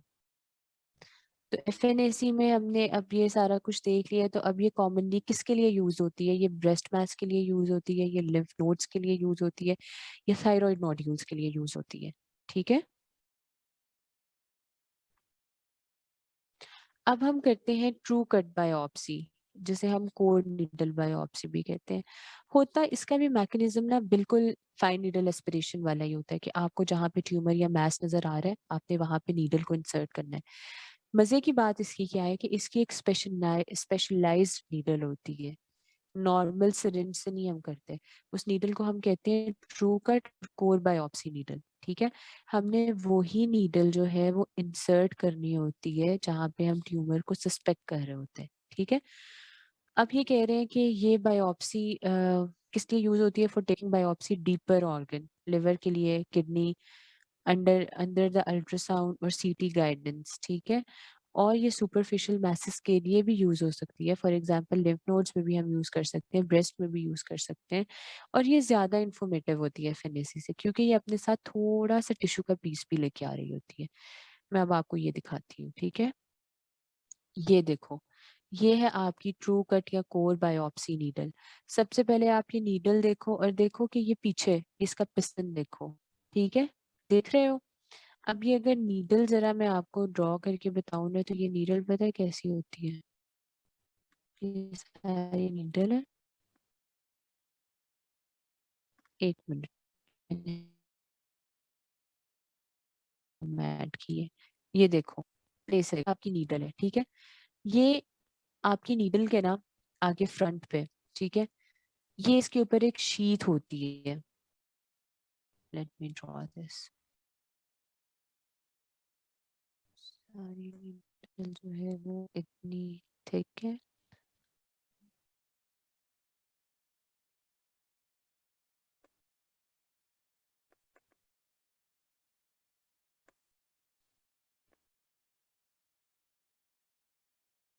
ये मैंने नीडल ड्रॉ की है मैग्निफाइड व्यू में, यही वाली। ठीक है। और ये पीछे इसका जो सारा पिस्टन वगैरह है, और ये इस नीडल में है स्पेस। अब पता है क्या होगा? ये आपका लीजन है। आप ये नीडल को लेके आ रहे हो, जो आपकी स्पेशल ट्रू कट बायोप्सी वाली नीडल है, जिसके अंदर ये स्पेस है और उसके ऊपर शीट है। ठीक है। आप इसको लेके आए उस लीजन तक। अब आपने क्या किया? आपने पीछे से इसके पिस्टन को प्रेस किया। ठीक है। बिल्कुल प्रेस करते हैं जैसे। उसके प्रेस करने से क्या हुआ कि शीथ पीछे रह गई, और नीडल जो है वो जैसे हम पिस्टन मतलब प्रेस करेंगे तो वो आगे एक्सपेल आउट हो जाएगी। शीथ पीछे रह गई जिसने कवर किया हुआ था नीडल को, और नीडल चली गई अंदर। मेरी बात समझ आ रही है? अब आप क्या करोगे? आप पिस्टन को अगेन एक दफा प्रेस करोगे तो वो जो शीथ है ना, वो भी जाके अपनी नीडल को कवर कर लेगी। ठीक है। एक नीडल थी, उसके ऊपर उसका कवर था। पहले आपने प्रेस किया तो सिर्फ नीडल निकल के आगे गई। दूसरी बार आपने पीछे से प्रेस किया तो शीथ निकल के आगे गई और उसने नीडल को कवर कर लिया, जैसे पहले नीडल कवर थी। अब क्या होगा? थर्ड टाइम में आप क्या करोगे? आप उसे आराम से बाहर ले आओगे। बाहर लेके आने से क्या होगा कि नीडल में जो ये स्पेस थी ना, उसने लीजन में से इतना सा जो टिश्यू है ना, वो अपने अंदर रख लिया। अब समझ आई? एक स्लाइस ऑफ द टिश्यू ले आई अपने साथ। किसी को नहीं समझ आई तो मुझसे अभी पूछ लो।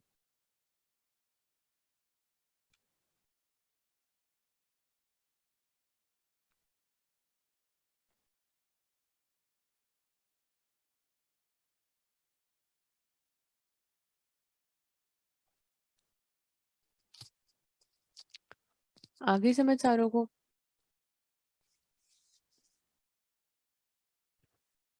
ठीक है, ये नीडल थी, हमारे नीडल में स्पेस थी, उसके ऊपर एक शीट ने उसे कवर किया हुआ था। जब हमने एक दफा उसे प्रेस किया तो क्या हुआ कि सिर्फ और सिर्फ नीडल निकल के उस शीट को छोड़ के आगे गई टिश्यू में। जब हमने दूसरी दफा इसे प्रेस किया तो वो शीट गई आगे और उसने नीडल को जैसे पहले कवर किया हुआ था वैसे ही कवर कर लिया। और उसके बाद हम क्या करते हैं, विड्रॉ करते हैं, पूरी नीडल शीट और स्पेसिमेन साथ ही हमारे बाहर आ जाता है। ठीक है,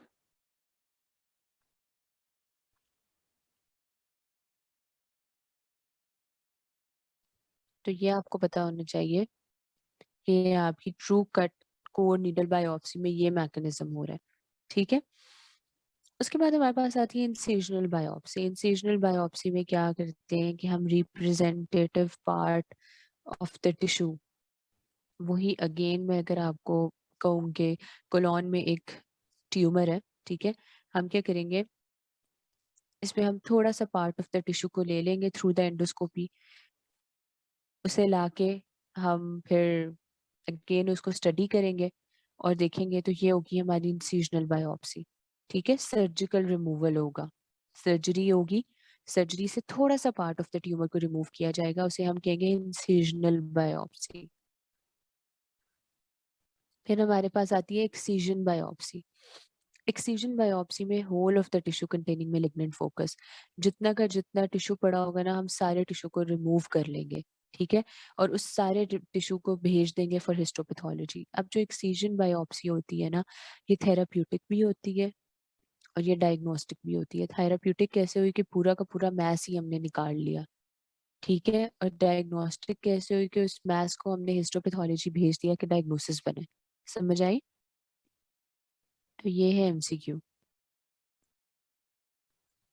कि इन सब मोडालिटीज में से कौन सी है जो थेरेप्यूटिक भी है और जो डायग्नोस्टिक भी है, वो एक्सीजन बायोप्सी है, बाकी सब डायग्नोस्टिक है। साइटोलॉजिकल स्मीयर क्या होता है? This technique was initially use for, अच्छा, सीए सर्विक्स को देखने के लिए। बच्चे, इंसिजनल और एक्सिजनल में यही डिफरेंस है कि इंसिजन में आपने पूरा सर्जिकल प्रोसीजर किया, ठीक है, आपने उसमें से सिर्फ उस ट्यूमर के पार्ट को रिमूव किया, सारा ट्यूमर रिमूव नहीं किया। ठीक है, ये इंसिजनल था। एक्सिजनल में आपने प्रॉपर सर्जरी की, आपने पूरा का पूरा ट्यूमर निकाल के वो पूरा ट्यूमर ही डायग्नोसिस के लिए भेज दिया, एक्सीजन कर ली। अब समझ आई?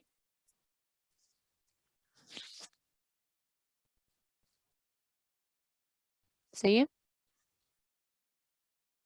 साइटोलॉजिकल स्मेयर में क्या होता है, जैसे सीए सर्विक्स सर्विक्स के लिए पैप स्मेयर होता है, उसमें क्या होता है कि सर्विक्स में एक ब्रश को इंट्रोड्यूस कराया जाता है, उस ब्रश से जितने भी सेल्स जो हैं वो आते हैं उस ब्रश पे, उन्हें उनका स्मेयर बना के उसे फिर साइटोलॉजिकल स्टडीज के लिए देखा जाता है।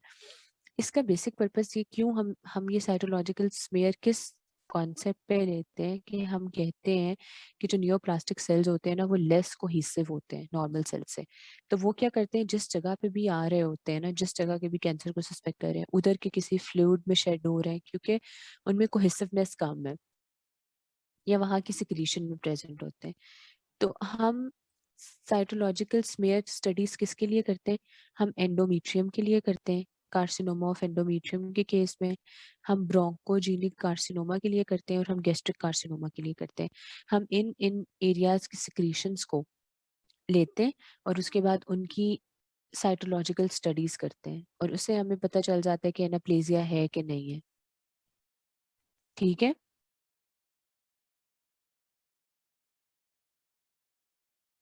ओके बच्चों, डायग्नोसिस तक सबको समझ आ गई? All clear? अब हम ट्रीटमेंट स्ट्रैटेजी की तरफ मूव करने लगे हैं।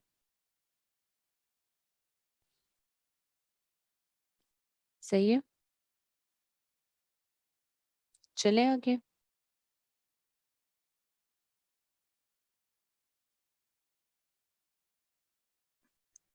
अब ट्रीटमेंट जो है ना वो बहुत इंपॉर्टेंट है, गौर से सुननी है, भागने की नहीं करनी। हाँ, हमने फुल चैप्टर पढ़ना है आज।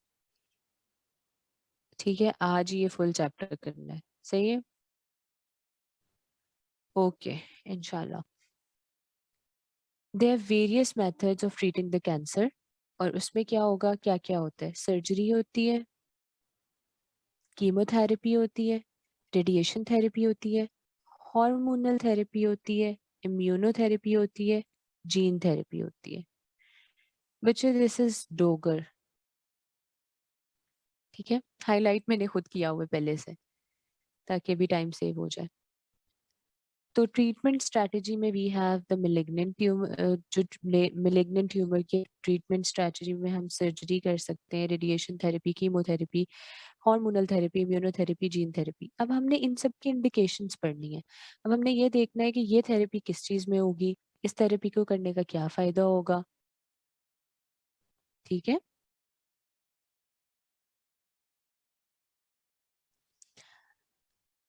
बच्चे, 1 घंटा इज लाइक, आपको जस्ट एक टाइम फ्रेम दिया हुआ है कि 1 घंटे में हम करेंगे। ठीक है, अब आपका एक चैप्टर 1 आवर 30 मिनट्स में हो रहा है और आपको समझ भी आ रही है, तो क्या पेन है, कर लो।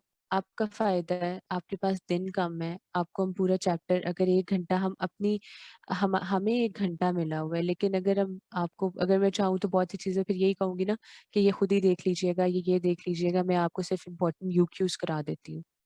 वो तो मैं 1 घंटे में भी करा दूंगी सारा। ठीक है, इट्स अप टू यू। जिसने रुकना है वो रुक जाए, जिसे अगर टाइम का थोड़ा बहुत प्रॉब्लम है तो वो फिर देख ले, मैनेज कर ले, बाद में उस चीज को खुद पढ़ ले। सही है, ओके।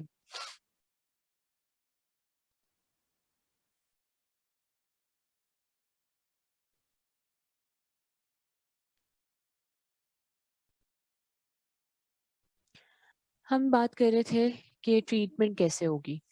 सबसे पहले तो हम कहते हैं कि ट्रीटमेंट में सर्जरी और रेडिएशन थेरेपी जो होती है ना, ये बेस्ट टूल है, अभी तक माना जा रहा है, जो लोकल कंट्रोल ऑफ डिजीज करा रहा होता है। ठीक है, और इसके साथ साथ हम ड्रग्स को भी यूज कर रहे होते हैं ताकि एक सिस्टेमिक कंट्रोल भी मिल जाए। तो मेलिग्नेंट ट्यूमर जो होता है उसे हम एक मल्टी डिसिप्लिनरी टीम से ट्रीट करा रहे होते हैं। ठीक है, मैं आपको ये पिक्चर दिखाऊं पहले, मल्टी डिसिप्लिनरी टीम वाली। ये पिक्चर देखो, this is showing the multi disciplinary management of tumour. ये मेरे लिए बहुत एक टंग ट्विस्टर टाइप चीज है। खैर, समझ आ जाए आपको, दैट्स मोर देन इनफ। इसमें अब ये देखो कि हमने ये देखना है कि जो हमें कलर्स शो हो रहे हैं उसका क्या होगा। मल्टी डिसिप्लिनरी टीम मतलब काफी ज्यादा एरियाज ऑफ, काफी ज्यादा लोग इन्वॉल्व हैं। ठीक है, जो अपनी अपनी कंट्रीब्यूशन दे रहे हैं एक कैंसर को ट्रीट करने के लिए। आपको इसमें जो ब्लैक कलर नजर आ रहा है ना, वो मेजर ट्रीटिंग स्पेशलिटी है। ठीक है, जो ब्लैक है, that one is the surgeon, radiation and oncologist and medical oncologist. जो ब्लैक कलर में आपको टीम नजर आ रही है वो आपके मेजर ट्रीटिंग स्पेशलिटीज हैं। आपके सर्जन ने, मेडिकल ऑन्कोलॉजिस्ट ने और रेडिएशन ऑन्कोलॉजिस्ट ने आपका सबसे एक मेजर पार्ट ऑफ स्पेशलिटी बनाया। उसके साथ आपको जो ब्लू कलर में नजर आ रहा है वो सब सपोर्टिव केयर प्रोवाइडर्स हैं। ठीक है, वो सपोर्टिव केयर प्रोवाइडर्स हैं, जैसे कम्युनिटी केयर वाले, नर्सिंग केयर वाले, साइकेट्रिस्ट। इन्होंने साथ साथ कैंसर की ट्रीटमेंट में सपोर्टिव केयर केयर प्रोवाइड करनी है। और जो आपको लाइट ब्लू कलर में नजर आ रहा है, ठीक है, जो काफी लाइट ब्लू कलर में नजर आ रहे हैं, वो है वो लोग जो बिहाइंड द सीन है, जो पीछे बैठ के सब चीजों को डायग्नोज करके आपको बता रहे हैं। ठीक है, पैथोलॉजिस्ट है, रेडियोलॉजिस्ट है, ये सब आपको डायग्नोसिस कंफर्म करके बता रहे हैं। ठीक है, surgeon, radiologist, radiation oncologist, medical oncologist वो लोग हैं जिन्होंने मेन टीम बनानी है, जिन्होंने ये डिसाइड करना है कि ओके अब हमने क्या करना है, अब हमने ट्रीटमेंट किस तरफ लेके जानी है, अब हम कैसे ट्रीट करेंगे। और जो कम्युनिटी केयर और नर्सिंग केयर और साइकेट्रिस्ट है, इन्होंने पेशेंट को साथ में सपोर्ट करना है। ठीक है, सपोर्टिव केयर प्रोवाइड करनी है। तो वही बात इधर आपको सारी बताई है, ठीक है। यही बात मैंने आपको जो आगे डायग्राम में दिखाई है, ये सारी वही बात है। इसके साथ साथ ये आपके बेले में से टेबल्स हैं जिसमें आपको एडवांटेजेस और डिसएडवांटेजेस बताए गए हैं मल्टी डिसिप्लिनरी टीम के, ठीक है। एडवांटेज ये है कि एक ओपन डिबेट होती है कंसर्निंग मैनेजमेंट के लिए, सब अपनी अपनी एक ओपिनियन दे रहे होते हैं कि हम इसे इस तरह से मैनेज करेंगे, इस तरह से मैनेज करेंगे, ठीक है। Patient has advantage of many simultaneous opinions from different specialities. Her speciality वाले अपनी एक बेस्ट ओपिनियन दे रहे होते हैं, तो पेशेंट को एडवांटेज होता है कि उसके लिए एट द एंड बेनिफिशियल हो जाता है। डिसीजन मेकिंग ओपन होती है, ट्रांसपेरेंट होती है, एक्सप्लिसिट होती है, ठीक है। सबको अपनी नेबर्स मतलब नेबरिंग डॉक्टर्स को सारा कुछ बताना पड़ता है कि हम यूँ ट्रीटमेंट करेंगे, हम ये करेंगे, तो उसमें जो भी प्रॉब्लम्स होंगी वो रेक्टिफाई हो जाएंगी, तो ये सेफ हो जाता है। टीम मेंबर्स जो होते हैं वो एक दूसरे को एजुकेट कर रहे होते हैं, वो एक दूसरे को समझा रहे होते हैं, बता रहे होते हैं कि नहीं इसे इस तरह करना चाहिए। रेडियोलॉजिस्ट ये कहेगा, मेडिकल ऑन्कोलॉजिस्ट ये कहेगा कि हम ये मेडिसिन दे सकते हैं, सर्जन कहेगा कि हम इसकी सर्जरी कर सकते हैं, होल टीम।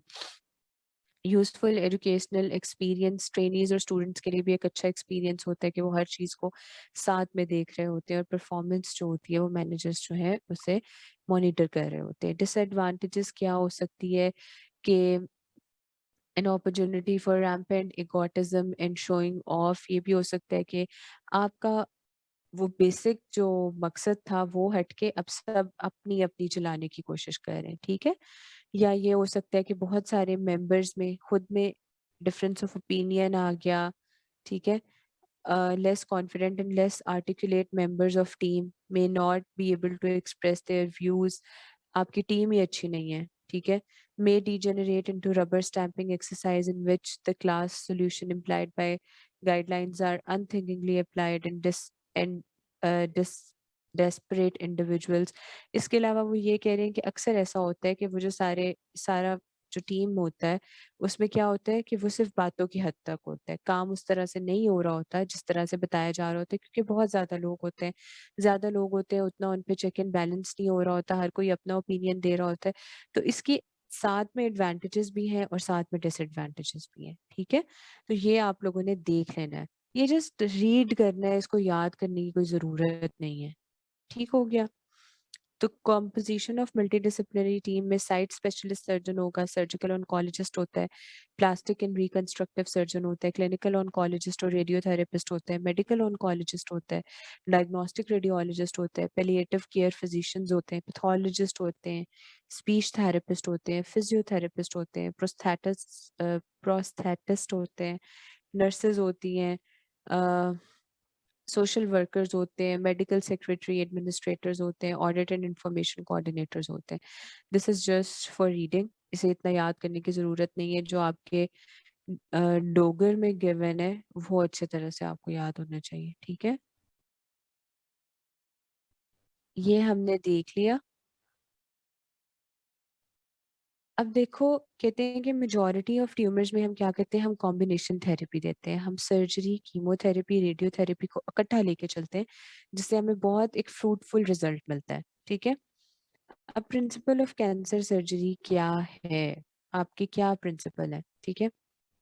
सबसे पहले आपकी डायग्नोसिस और स्टेजिंग होती है, ठीक है। आपकी डायग्नोसिस एंड स्टेजिंग होगी, उसमें क्या होगा कि आप उसे अर्ली डायग्नोज करोगे, उसे स्टेज करोगे, सारा कुछ करोगे ताकि आपको प्रोग्नोसिस ऑफ द डिजीज का पता चल जाए। आप मेटास्टेसिस को देख लोगे, आप लोकल इन्वेजन को देख लोगे, वही बातें जो हम पीछे करके आए हैं। Removal of primary disease, radical surgery होती है एक, जिसमें हम क्या करते हैं, हम सारे ट्यूमर को रिमूव कर लेते हैं along with the adequate tumour free tissues, ठीक है। आपने पढ़ी होगी रेडिकल मेस्टेक्टमी, जब ब्रेस्ट जो कैंसर होता है उसमें रेडिकल मेस्टेक्टमी ऐसे करते हैं कि हम एक तो ट्यूमर को रिमूव कर रहे हैं, उसके साथ हम नॉर्मल टिश्यू के ट्यूमर फ्री मार्जिन्स को भी रिमूव करते हैं, उसे हम रेडिकल सर्जरी कहते हैं। ट्यूमर को साथ रिमूव करना है, उसके साथ साथ जो ट्यूमर फ्री मार्जिन है उस एरिया के, उन्हें रिमूव करना है। Removal of metastatic disease, metastatic disease में हम क्या करते हैं कि बहुत सारी सिचुएशंस ऐसे होती हैं जिसमें मेटास्टेटिक डिजीज को रिमूवल करना बहुत बेनिफिशियल होता है। जैसे liver resection for colorectal liver metastasis can lead to long-term survival in absence of any other metastasis. आपकी लिवर रिसेक्शन हो जाए कोलोरेक्टल लिवर मेटास्टेसिस के केस में, तो उससे क्या होता है कि और पेशेंट का सर्वाइवल एक्सटेंड हो सकता है। ठीक है बच्चों, समझ आ रही है? इसके अलावा प्रिंसिपल ऑफ कैंसर सर्जरी में क्या होता है, पेलिएशन होती है। अब आपको पता चल गया, आपने सारा कुछ किया, स्टेजिंग की, ग्रेडिंग की, टिश्यू डायग्नोसिस किया, सारा कुछ करने के एंड में पता चला कि ये डिजीज क्योरेबल नहीं है, ना इसे सर्जरी से कुछ होगा, ना इसको रेडिएशन से कुछ होगा। तो अब हमने क्या करना है, अब हमने करना है पेलिएशन। पेलिएशन का ये मतलब होता है कि पेशेंट को अब जो सिम्टम्स आ रहे हैं ना, हमने उन्हें क्योर करना है। For example, in advanced carcinoma of rectum which is causing intestinal obstruction can be relieved by performing sigmoid colostomy. आपके पास एडवांस्ड रेक्टल कार्सिनोमा का पेशेंट है, उसका कार्सिनोमा मेटास्टेसाइज होकर इंटेस्टाइन में चला गया है और इंटेस्टाइनल ऑब्स्ट्रक्शन कॉज करा दी है। पेशेंट को इंटेस्टाइनल ऑब्स्ट्रक्शन के फीचर्स हैं, उसको बहुत मसला है उसकी वजह से। तो आप क्या करोगे, आप उसकी ऑब्स्ट्रक्शन को रिलीव कराने के लिए सिग्मोइड कोलोस्टोमी करोगे, ना कि उसके कोलोरेक्टल कार्सिनोमा को ट्रीट करने के लिए करोगे। ठीक है, तो पेलिएशन क्या होती है, हम सारे मेथड्स कर रहे होते हैं पेशेंट की जो बाकी लाइफ रह गई है उसमें उसके सिम्टम्स को रिलीव करने के लिए, उसे थोड़ा ईज देने के लिए। प्रिवेंशन क्या होता है, surgery is also use to prevent the malignancy. For example, वो पेशेंट्स जिनमें फैप, जिसे हम फेमिलियल एडेनोमेटस पोलिपोसिस कहते हैं, उनमें क्या करते हैं, हम पहले ही टोटल कोलेक्टमी कर देते हैं। ठीक है, हम उनका कोलॉन रिमूव कर देते हैं ताकि हमें पता है 100% केस में मेलिग्नेंसी होनी होनी है। तो कोलॉन रिमूव करने से हमने उस ओरिजिन को ही खत्म कर दिया, तो अब कैंसर भी नहीं होगा। फॉर एग्जांपल, BRCA1 जिनमें पॉजिटिव आ जाता है उसके हम बायलेटरल मिस्टेक्टमी कर देते हैं। क्यों? ताकि हम प्रिवेंशन ऑफ कैंसर कर सकें। इसके अलावा रिकंस्ट्रक्शन क्या होती है, रिकंस्ट्रक्शन में क्या होता है, सर्जिकल एक्सीजन की, सारे प्रोसीजर्स किए, बड़े ह्यूज ट्यूमर्स निकाले, वहाँ पे लोकल डैमेज भी हुआ, वहाँ पे टिश्यू का डैमेज भी हुआ।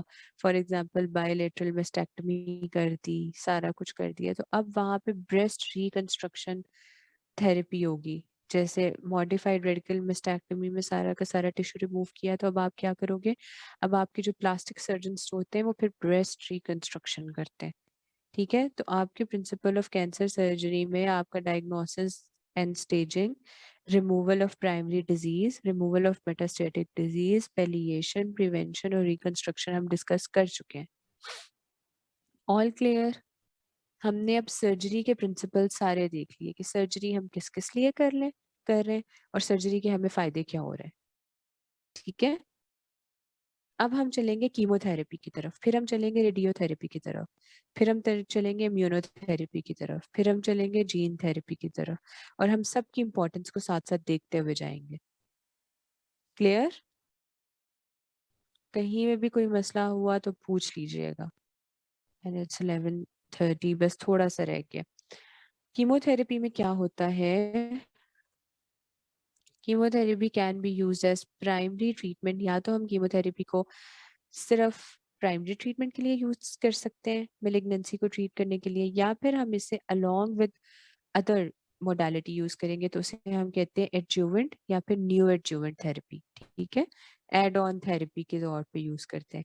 जैसे फॉर एग्जांपल, मैं अगर कहती हूँ कि पेशेंट को थायराइड कार्सिनोमा है, ठीक है, थायराइड कार्सिनोमा को ट्रीट करने से पहले मैं पेशेंट को मेडिकेशन दूंगी। उस मेडिकेशन से क्या होगा कि पेशेंट के ट्यूमर का साइज छोटा हो जाएगा, ताकि हम सर्जरी करें तो हमें एक लोकल टिश्यू डैमेज ज्यादा ना करना पड़े। तो वो हमने क्या किया, हमने एडजुवेंट थेरेपी की, हमने कीमोथेरेपी भी की, साथ में हमने सर्जरी भी की। और अगर उसी टाइम हम कहते हैं कि साथ में रेडिएशंस भी दे देते हैं, रेडिएशन से और फायदा होगा, तो वो नियो एडजुवेंट थेरेपी, ये सब कुछ होगा। समझ आ रही है?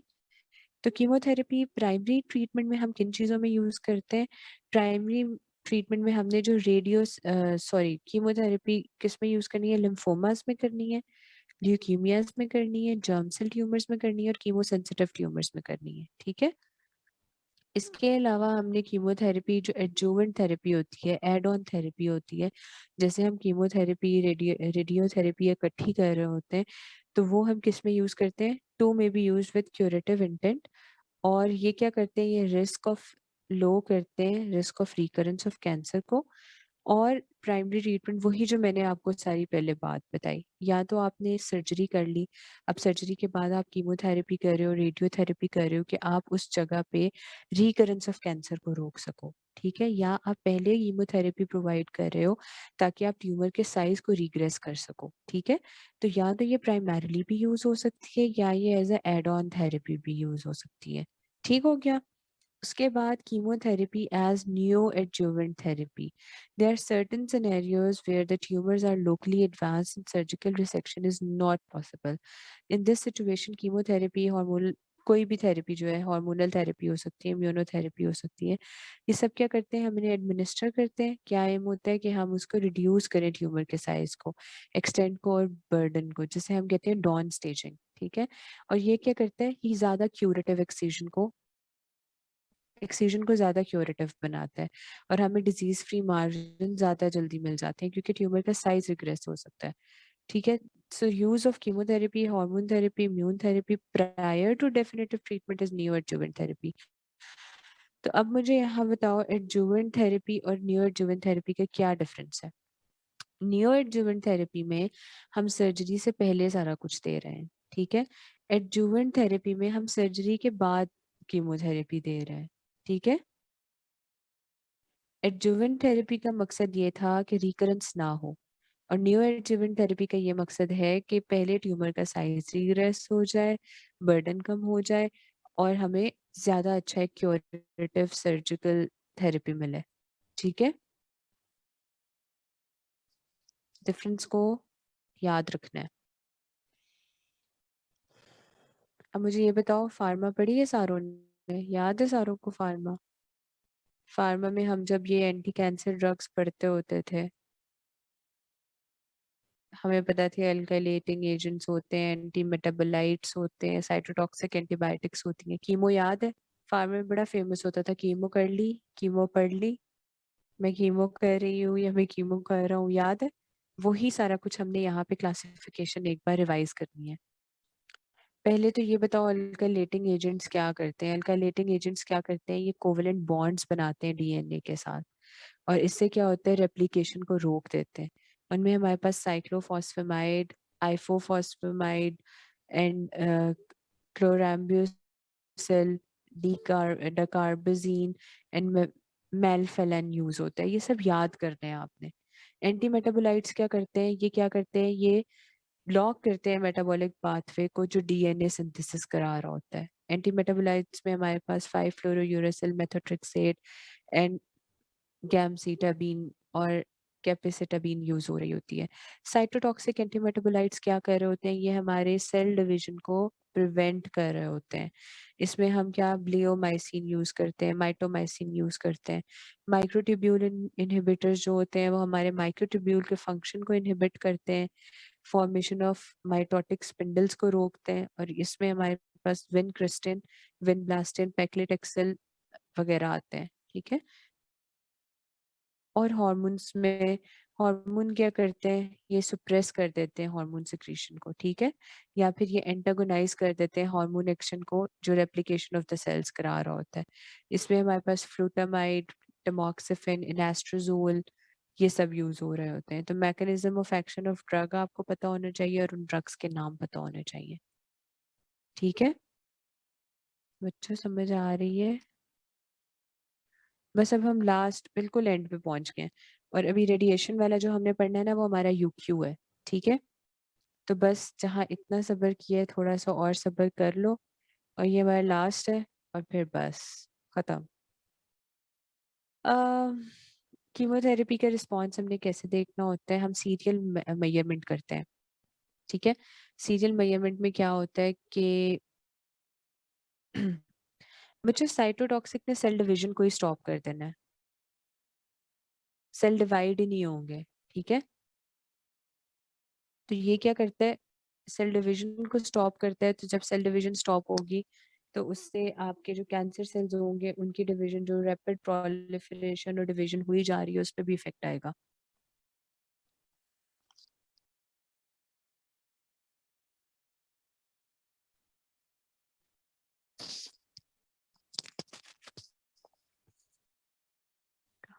क्या,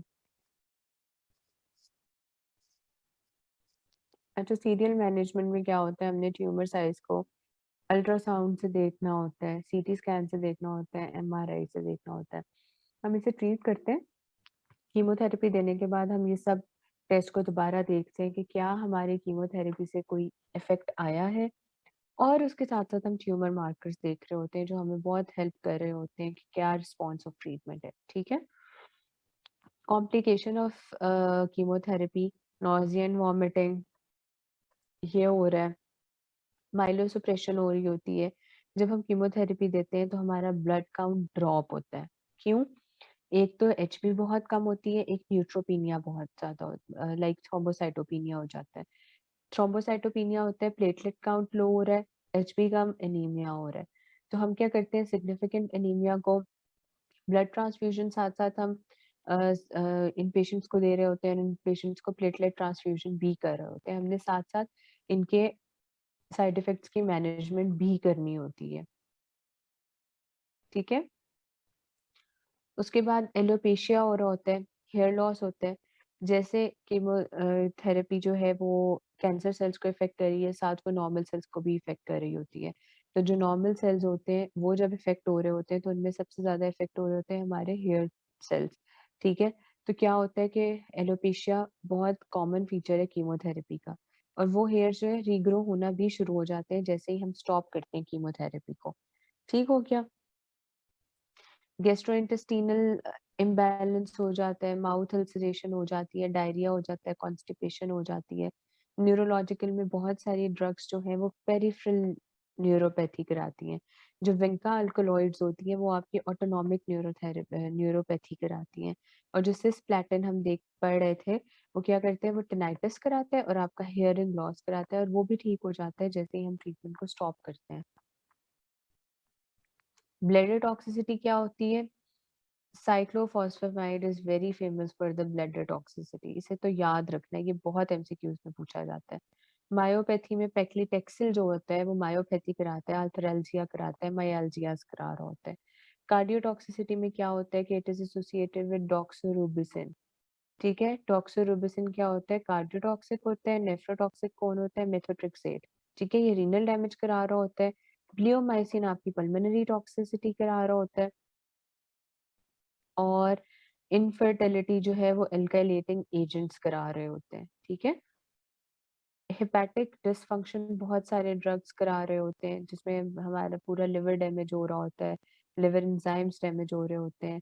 और इसके अलावा कुछ एंटी ड्रग्स ऐसे होते हैं जो म्यूटेशंस करा के सेकेंडरी मेलिग्नेंसीज भी करा देते हैं, फॉर एग्जांपल ल्यूकीमियास करा देते हैं। ठीक है। तो ये सारा एक बार पढ़ लीजिएगा, इसे याद कर लीजिएगा, ये ज्यादा याद करने वाली बातें हैं। अब हम आ गए रेडियोथेरेपी की तरफ। Radiotherapy is very very important. ठीक है। अब रेडियोथेरेपी में मैकेनिज्म ऑफ एक्शन क्या होता है? आपकी हाई एनर्जी एक्सरेज जो होती है ना, उन्होंने मेलिग्नेंट ट्यूमर को ट्रीट करना होता है। ठीक है। अब इसकी कुछ थ्योरीज हैं। कहते हैं कि रेडियोथेरेपी में एक डायरेक्टेड थ्योरी होती है, एक रेडियोलाइसिस ऑफ वाटर होता है। इन दोनों थ्योरीज की बेस पे हम पूरी रेडियोथेरेपी कर रहे हैं। अब ये थ्योरीज क्या कहती हैं? डायरेक्टेड थ्योरी कहती है कि जो आयनाइजिंग रेडिएशंस होती है ना, बड़ी हाई एनर्जी एक्सरेज होते हैं ये। बच्चों this is the last topic, खत्म है। ठीक है। इसमें आगे आपका ना एक यूक्यू है, बहुत ज्यादा आता है, जिसमें हम 6 आवर्स ऑफ रेडियोथेरेपी याद करते हैं। वो वाला कर लो, वो बहुत इंपॉर्टेंट है, और मोस्ट ऑफ द टाइम्स वो ही आता है आपके यूक्यूज में। पहले आप ये देख लो कि हमारे पास क्या थी, थ्योरीज क्या थी। डायरेक्टेड थ्योरी होती है, रेडियोलाइसिस ऑफ वाटर होता है। डायरेक्टेड थ्योरी में क्या होता है कि आपकी रेडिएशंस जो हैं वो डायरेक्टली टिश्यूज को हिट करती हैं और डीएनए को डैमेज करती हैं। अब हमने इसे उसी टिश्यू पे तो हिट कराना है जहाँ पे हम देख रहे हैं कि मेलिग्नेंसी हो रही है, जहाँ पे ट्यूमर है। तो हम उस टिश्यू पे रेडिएशन फेंकेंगे, उस रेडिएशन से क्या होगा कि उधर के ट्यूमर सेल्स का डीएनए डैमेज होगा और हम इससे ट्रीटमेंट करेंगे। रेडियोलाइसिस ऑफ वाटर में कहते हैं कि ये जो रेडिएशंस होती हैं ना, हाई एनर्जी एक्सरे बीम्स होती हैं सारी, ये क्या करती हैं, ये टिश्यू डैमेज कराती हैं। टिश्यू डैमेज कैसे कराती हैं कि टिश्यू के अंदर जो वाटर कंपोनेंट होता है ना, उसको ब्रेक करती हैं। वाटर ब्रेक हो जाता है, H पॉजिटिव आइंस में, हाइड्रोजन आइंस में और हाइड्रोक्सिल आइंस में। अब जो हाइड्रोक्सिल आयन होता है ना, ये फ्री रेडिकल होता है। और फ्री रेडिकल फिर क्या करते हैं, फ्री रेडिकल डीएनए डैमेज कराता है। आपका जो ट्यूमर था उसमें जो ट्यूमर सेल्स थे उनमें रेडियोलाइसिस हुई, रेडियोलाइसिस ऑफ वाटर हुई। रेडियोलाइसिस ऑफ वाटर के रिजल्ट में हाइड्रोक्सिल आयन आया। उस हाइड्रोक्सिल आयन ने उन ट्यूमर सेल्स के डीएनए को डैमेज किया। ठीक है, एज अ रिजल्ट आपके ट्यूमर सेल्स डैमेज हो रहे हैं। अब ये जो डैमेज है ये लीथल होता है और सब लीथल होता है। ये डिफरेंस जरूर समझो। लीथल डैमेज क्या होता है, लीथल डैमेज बहुत फैटल होता है। ठीक है, लीथल डैमेज का मतलब कि एक दफा हाइड्रोलिसिस हो गई, रेडियोलाइसिस हो गई वाटर की, तो ये वापस दोबारा से सेल्स जो है अपने आप को ठीक नहीं कर सकेंगे, परमानेंट डैमेज। सब लीथल में क्या होता है कि रिपेयर हो जाता है वो डैमेज। ठीक है, समझ आई। तो आपके जो लीथल डैमेज होता है ना वो आपके मेलिग्नेंट सेल्स को होता है, क्योंकि मेलिग्नेंट सेल्स में कैपेबिलिटी नहीं होती खुद को वापस दोबारा से ठीक करने की, क्योंकि वो पहले इतना ज्यादा रीडिविजन में जा चुके होते हैं कि वो वीक होते हैं as compare to normal cells. और आपके जो नॉर्मल सेल्स होते हैं ना उनमें सब लीथल डैमेज होता है, वो खुद को रिपेयर कर सकते हैं। ठीक है, डोजेज क्या है, डोजेज हम देते हैं रेडिएशन थेरेपी की ग्रे में। और इसे हम कहते हैं कि 1 gray is defined as absorption of 1 joule of energy by 1 kg of the tissue. ठीक है, इस हिसाब से हमने रेडिएशन देनी होती है। और इसमें याद रखने वाली ये बात है कि अगर आपका सॉलिड एपिथेलियल ट्यूमर है तो आप 60 to 80 ग्रेज ऑफ रेडिएशन दोगे। अगर आपका लिम्फोमा है सिर्फ, तो आप उसे 20 to 40 ग्रे तक रेडिएशन दोगे। और अगर आपने प्रिवेंटिव डोजेस देनी है, जूवेन थेरेपी देनी है, तो आप 45 to 60 ग्रे तक की रेडिएशन दोगे। ठीक है, सो फ्रैक्शनेशन इज द क्यू जिसकी मैं तब से बात कर रही हूँ। ठीक है, वेरी इंपॉर्टेंट, 3 स्टार्स लगा लो इस पे। ठीक है, यहाँ तक समझ आ गई। अब स्टार्ट करूँ फ्रैक्शनेशन।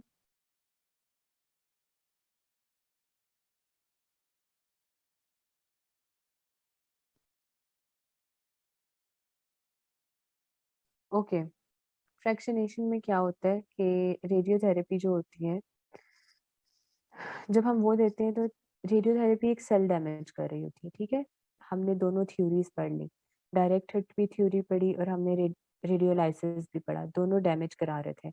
अब उस डैमेज के रिजल्ट में क्या होता है, देखो आप रेडियोथेरेपी दे रहे हो तो एक तो आप डायरेक्ट ट्यूमर सेल्स को हिट करा रहे हो, तो साथ में आपके नॉर्मल सेल्स जो हैं वो भी तो इफेक्ट हो रहे हैं ना। ठीक है, तो क्या होता है कि सेल डैमेज नॉर्मल सेल्स को भी होता है, लेकिन नॉर्मल सेल्स में सब लीथल डैमेज होता है। सब लीथल डैमेज जो होता है वो रिपेयरेबल होता है, वो रिपेयर हो जाता है। ठीक है, लेकिन जो मेलिग्नेंट सेल्स को डैमेज होता है ना वो लीथल डैमेज होता है, वो रिपेयर नहीं होता। तो इसलिए हम क्या करते हैं, हम रेडियोथेरेपी फ्रैक्शंस में देते हैं। हम टाइमली, हम एक टाइम बनाते हैं और हमने उसमें देना होता है, ताकि क्या हो, ताकि हमारे जो सब लीथल डैमेज वाले नॉर्मल सेल्स हैं ना वो खुद को रिपेयर कर लें। ठीक है, और मेलिग्नेंट सेल्स को तो लीथल डैमेज हो ही गया। तो फ्रैक्शनेशन का कॉन्सेप्ट ऐसे बना कि हमने कहा कि जब हम रेडियोथेरेपी देते थे तो सब लीथल डैमेज होता था और लीथल डैमेज होता था। सब लीथल डैमेज हमारे नॉर्मल सेल्स को होता था, लीथल डैमेज हो गया मेलिग्नेंट सेल्स परमानेंटली डैमेज हो गए। लेकिन हमने अपने नॉर्मल सेल्स को भी तो बचाना है ना, नॉर्मल सेल्स को तो नहीं खत्म कराना। तो हम एक प्रॉपर फ्रैक्शन ऑफ टाइम देंगे जिस टाइम में वो सेल्स दोबारा खुद को रिकवर कर लेंगे। ठीक है, तो उस फ्रैक्शन के लिए हम क्या करते हैं, हम नॉर्मल फ्रैक्शन, हाइपो फ्रैक्शन या हाइपर फ्रैक्शन की डोजेस देते हैं। नॉर्मल फ्रैक्शन में क्या होता है कि हमने वीक में 6 फ्रैक्शंस देने होते हैं और रोज का एक फ्रैक्शन दे देते हैं। ठीक है, एक फ्रैक्शन एक दिन मिलेगा, एक फ्रैक्शन एक दिन मिलेगा, एक फ्रैक्शन एक दिन मिलेगा। और 24 आवर्स में जो सबलीथल डैमेज वाले नॉर्मल सेल्स होते हैं वो खुद को रिकवर भी कर लेते हैं। बच्चों मेरी बात समझ रहे हो? ठीक है, 1 fraction per day is the normal fraction. Hypo fraction में क्या होता है, हम एक दिन में less than 1 fraction per day, हम क्या करते हैं, हम एक वीक में सिर्फ 4 फ्रैक्शंस देंगे। हम बीच में डेज का गैप डालेंगे। कि एक दिन हमने फ्रैक्शन दे दी, अगले दिन का गैप डाल दिया, सेकंड डे दे दी, अगले दिन का गैप डाल दिया, सेकंड डे दे दी। ये होगी हाइपो फ्रैक्शन। फिर अक्सर औकात हमें हाइपर फ्रैक्शन देनी पड़ती है, जिसमें क्या होता है हम 2 to 3 smaller fraction per day they रहे होते हैं। ठीक है। अब वो पूछते हैं कि 5 आवर्स हिस्टोरिकली 4 आवर्स, पहले 4 थे अब 5 हो गए। ठीक है। Ours of radio biology are concept that explain the rationality behind fractionation of radiotherapy. अब वो क्या है, क्यों हम कर रहे हैं फ्रैक्शनेशन, क्या मसला है हमें कि हम पेशेंट को रोज बुला के कह रहे हैं कि आज आपको इतनी शुआएं देंगे, अब आप कल आएंगे, फिर आपको दोबारा रेडिएशन देंगे, क्यों कर रहे हैं हम?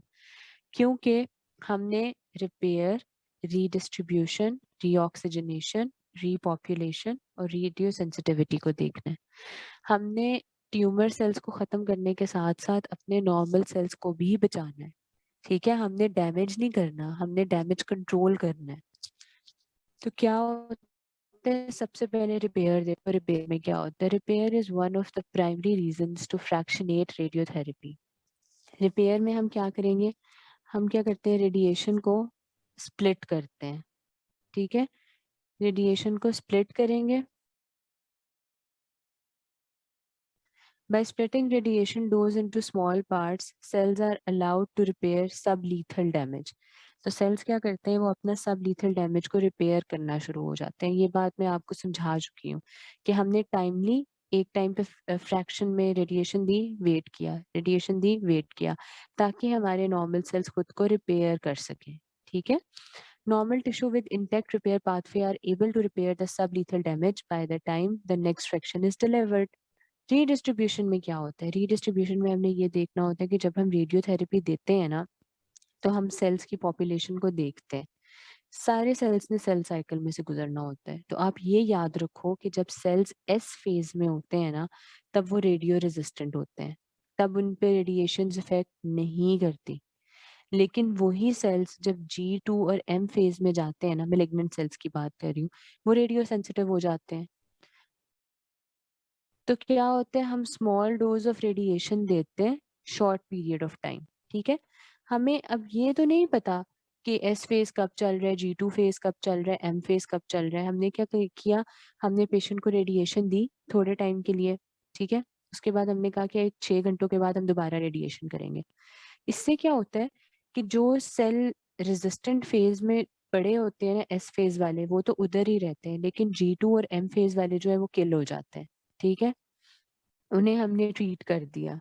उसके बाद हम क्या करते हैं, फिर जब हम एक प्रॉपर टाइम के बाद दोबारा करेंगे, तो जो एस फेज में रेजिस्टेंट हुए थे वो अब G2 और एम फेज में आ जाएंगे और फिर सेंसिटिव हो जाएंगे।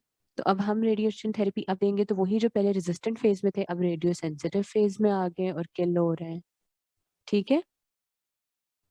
तो वही बात ये कह रहे हैं कि if a second dose of radiation is delivered sometime later, some of these cells will have left the resistant phase and more sensitive, come in more sensitive phase, allowing them to be killed more easily. Redistribution की समझ आई? जल्दी जल्दी बताओ। फिर एक are हमारे पास होता है रीऑक्सीजनेशन। उसमें हमने ये देखना होता है कि जो हमारे हाइपोक्सिक सेल्स होते हैं ना, पहले ये याद रखो, जिन सेल्स में हाइपोक्सिया होगा, ऑक्सीजन कम होगी, वो रेडिएशन से बहुत कम किल होंगे, वो रेडियो रेजिस्टेंट होंगे। और जिनमें ऑक्सीजन के लेवल्स अच्छे होंगे, वो रेडियो सेंसिटिव होंगे। अब मुझे ये बताओ, हमारे नॉर्मल सेल्स में ऑक्सीजन का लेवल तो अच्छा होता है ना, तो हमारे नॉर्मल सेल्स बेचारे ज्यादा रेडियो सेंसिटिव हो गए। ठीक है। और जो आपके मेलिग्नेंट सेल्स हैं, जो बस बनी जा रहे हैं, बनी जा रहे हैं, भागी जा रहे हैं, भागी जा रहे हैं, उनकी ऑक्सीजन नीड्स तो पूरी नहीं होती, तो वो हाइपोक्सिक सेल्स होते हैं। ठीक है। एक तो ये हमारे मेन आर्टीरियल सप्लाई से बहुत दूर चले जाते हैं। लाइक यहाँ पे हमारी आर्टीरियल सप्लाई हो रही थी इस सरफेस पे। ठीक है। इस सरफेस पे आर्टीरियल सप्लाई हो रही थी यहाँ पे। अब ट्यूमर बना, ट्यूमर तो यहाँ तक एक्सटेंड हो गया। ठीक है। ट्यूमर यहाँ तक एक्सटेंड हो गया, मेन आर्टरी यहाँ पे सप्लाई कर रही थी। तो ये जो दूर हो गए हैं, इनकी ऑक्सीजनेशन भी उतनी कम हो गई है। ठीक है। तो हमारे मेलिग्नेंट सेल्स जो होते हैं वो हाइपोक्सिक होते हैं। ठीक है। हाइपॉक्सिया क्यों होता है? पुअर वेस्कुलेचर ऑफ ट्यूमर से होता है, डिस्टेंस होती है, डिस्टेंस ज़्यादा हो जाता है। तो अब क्या होता है कि जो क्रॉनिकली हाइपॉक्सिक सेल होते हैं ना, वो तो रेडिएशन से रेजिस्टेंट होते हैं। तो हम क्या करते हैं, हम फ्रैक्शनेटेड रेडियोथेरेपी देते हैं। पहले तो वो रेडियोथेरेपी क्या करेगी, वो हमारी कैपिलरी के सामने जो ऑक्सीजन वाले सेल्स होंगे उन्हें ख़त्म करेगी, ठीक है, नॉर्मल सेल्स को कम करेगी। उसके बाद क्या होगा कि जैसे जैसे कैपिलरी के पास वाले टिश्यूज खत्म हो रहे हैं, तो दूर वाले टिश्यूज और पास आ रहे हैं। मेरी बात समझ रहे हो? बहुत गौर से सुनो इस बात को।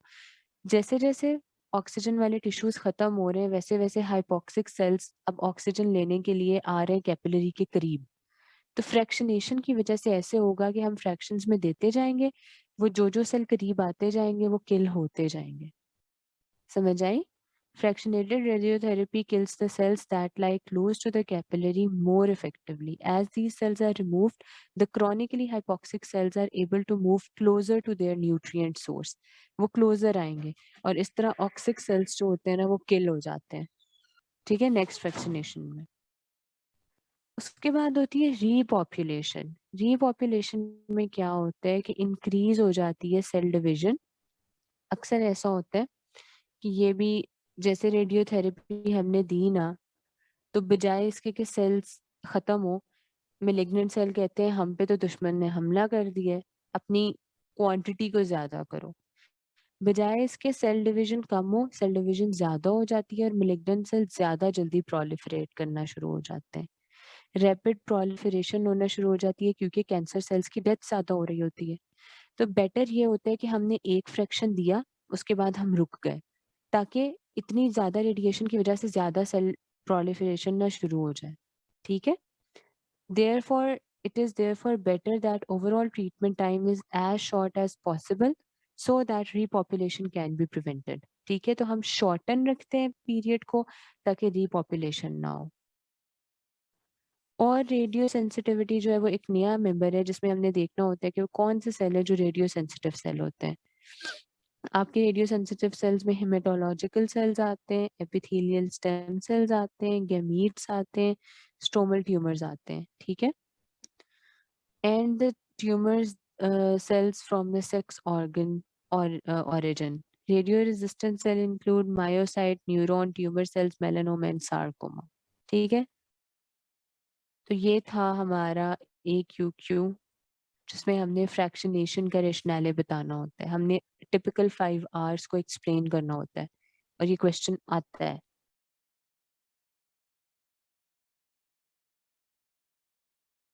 हेलो, बस अब हम अपनी लास्ट स्लाइड पे पहुंच गए हैं। यहाँ तक समझ आ गई है सबको? ठीक है, सारे बोलो थैंक यू सो मच। इतनी देर आप लोगों ने वेट किया। Next time I will try my best कि मैं ज़रा जल्दी थोड़ा कंसाइज करके थोड़ा ब्रीफली करके पढ़ाऊँ, लेकिन ये चैप्टर बहुत इंपॉर्टेंट है, इसमें से आपका एक यू क्यू आना ही आना होता है, तो इसलिए हम इसकी थोड़ा टाइम ज़्यादा लग गया। ठीक है, रेडिएशन रेडियोथेरेपी की इंडिकेशंस क्या होती हैं? हम इन्हें प्राइमरी ट्रीटमेंट उनमें यूज़ करते हैं जो बहुत रेडियो सेंसिटिव ट्यूमर्स होते हैं। फॉर एग्जांपल जो हमने यहाँ पे पढ़े, सेमिनोमा हो गया, लिम्फोमा हो गया, कोरियोकार्सिनोमा हो गया, एविंग सार्कोमा हो गया और स्क्वेमस सेल कार्सिनोमा हो गया। ठीक है, उन उन कंडीशंस में हम रेडियोथेरेपी को प्राइमरी ट्रीटमेंट करते हैं, या तो वो बहुत ज़्यादा रेडियो सेंसिटिव है या जहाँ पे सर्जरी और रेडियोथेरेपी के इक्वल रिजल्ट्स आने हैं। ठीक है, तो हम क्या करते हैं, हम कहते हैं बजाय इसके सर्जरी करके हम पेशेंट को एक कॉस्मेटिक डैमेज करें, हम क्या करते हैं, हम रेडियोथेरेपी ही कर देते हैं। जैसे यूरिनरी ब्लैडर के केस में कुछ ट्यूमर्स ऐसे होते हैं जिनका ऑपरेशन हो ही नहीं सकता, for example brain stem tumour, उसके केस में भी हम रेडियोथेरेपी ही करते हैं। कुछ ऐसे होते हैं जहाँ पे क्या होता है कि सर्जरी करने से क्या होता है कि मोर्टेलिटी के चांसेस ज्यादा होते हैं। ठीक है, oesophagus upper and lower middle oesophagus में जो स्क्वेमस सेल कार्सिनोमा होता है, अगर हम उसकी करेंगे रेडियोथेरेपी करेंगे, सर्जरी करेंगे तो पेशेंट की डेथ के चांसेस ज़्यादा हैं, तो हम रेडियोथेरेपी उस केस में कर लेते हैं। या फिर हम एडजुवेंट रेडियोथेरेपी करते हैं to reduce the chances of local recurrence. Method of delivery of radiotherapy, एक तो एक्सटर्नल बीम रेडियोथेरेपी होती है, ठीक है, एक होती है ब्रेकी थेरेपी। ब्रेकी थेरेपी में क्या होता है कि आप छोटे छोटे रेडिएशन, जैसे छोटे छोटे सेल्स होते हैं ना, बैटरीज होती हैं, आप उन्हें रख देते हो उस टिश्यू के अंदर जहाँ पे आपने रेडियोथेरेपी करनी होती है, ठीक है, वो वहां पे पड़े रेडिएशंस देते रहते हैं, देते रहते हैं, देते रहते हैं। एक्सटर्नल बीम तो आप आउटर सोर्स से रेडियोथेरेपी कर रहे हो, तो ब्रेकी थेरेपी इंट्रा ऑपरेटिव रेडियोथेरेपी, ठीक है। इसके अलावा आप रेडियो आइसोटोप थेरेपी देते हो, कुछ ऐसे आइसोटोप्स होते हैं जो आप पेशेंट को पिला देते हो, फॉर एग्जांपल आयोडीन वगैरह, ठीक है। उसके बाद आप रेडिएशंस देते हो, उससे क्या होता है कि वो रेडियो आइसोटोप्स उन मेलिग्नेंट सेल्स में जाके बैठे होते हैं और वो ज्यादा उस रेडिएशन को कैच करते हैं। इसके अलावा हम 3 डायमेंशनल कॉन्फॉर्मल रेडिएशन थेरेपी करते हैं, जिसे हम 3D CRT कहते हैं। और इसके अलावा हम MIRT कहते हैं। बच्चे, दिस इज रेडियोथेरेपी, आर इनसे मुझे लगता है वो मिस हो गया। इट्स रेडियोथेरेपी, ठीक है। साइड इफेक्ट्स ऑफ रेडियोथेरेपी ये आप लोग देख लीजिएगा, वही है anorexia, nausea, malaise, mucositis, myelosuppression, alopecia. Skin पे ये क्या होगा, बोन्स पे क्या होगा, वेरी इजी, ये आप देख लोगे, ठीक है। वेसल्स में क्या होगा, इसकी वजह से सेकेंडरी मेलिग्नेंसी वगैरह देख लोगे ना ये चीजें खुद। बस this one is the last page, ठीक है। इम्यूनोथेरेपी में क्या होता है, अब जल्दी जल्दी ये जो 2-4 बातें हैं इन MCQs से रिलेटेड है वो देख लो। इम्यूनोथेरेपी में ये होता है कि हम क्या कहते हैं, हम कहते हैं जो कैंसर पेशेंट्स हैं उनकी इम्यूनिटी तो कम हो गई, तो हमने उनकी इम्यूनिटी को बढ़ाना है, हमने उनकी इम्यूनिटी को ट्रिगर करना है, ठीक है। उनकी इम्यूनिटी को ट्रिगर करना है ताकि उनके इम्यून सेल्स आए, इम्यूनिटी वाले सेल्स आए और वो खुद से किल करें, जिसमें हम इंटरफेरॉन देते हैं। Interferon gamma has anti tumour activity against hairy cell leukaemia, CML in lymphoma and Kaposi sarcoma, ठीक है। इंटरल्यूकिन 2 देते हैं। इंटरल्यूकिन 2 क्या करता है, टी सेल लिम्फोसाइट्स को जाके एक्टिवेट करता है, किलिंग एक्टिविटी ऑफ ट्यूमर, और उससे क्या होता है, जो किलर टी सेल्स होते हैं वो क्या करते हैं, वो ट्यूमर किलिंग एक्टिविटी रखते हैं, और इसे हम रीनल सेल कार्सिनोमा और मेलिग्नेंट मेलानोमा में देते हैं। फिर ये होता है कि हम मोनोक्लोनल एंटीबॉडीज दें, जिसे हम टारगेटेड थेरेपी भी कहते हैं। इसमें क्या होता है कि हम दे मे बी यूज्ड अलोन और इन कॉम्बिनेशन विद रेडियोथेरेपी। इसमें क्या होगा कि हम मोनोक्लोनल एंटीबॉडी देते हैं एज अ कीमोथेरेप्यूटिक एजेंट के साथ देते हैं, ठीक है। Okay, we'll read this. They may be used alone or in combination with radiochemotherapy known as magic bullet. इसे हम magic bullet कहते हैं क्योंकि कीमोथेरेपी भी दे रहे हैं, रेडियोथेरेपी भी दे रहे हैं, और साथ में हम ये एंटीबॉडीज भी दे रहे हैं. The monoclonal antibody is loaded with chemotherapeutic agent or with radioactive element and thus delivering the radio chemo to specific site. ठीक है, हमने जो मोनोक्लोनल थेरेपी में जो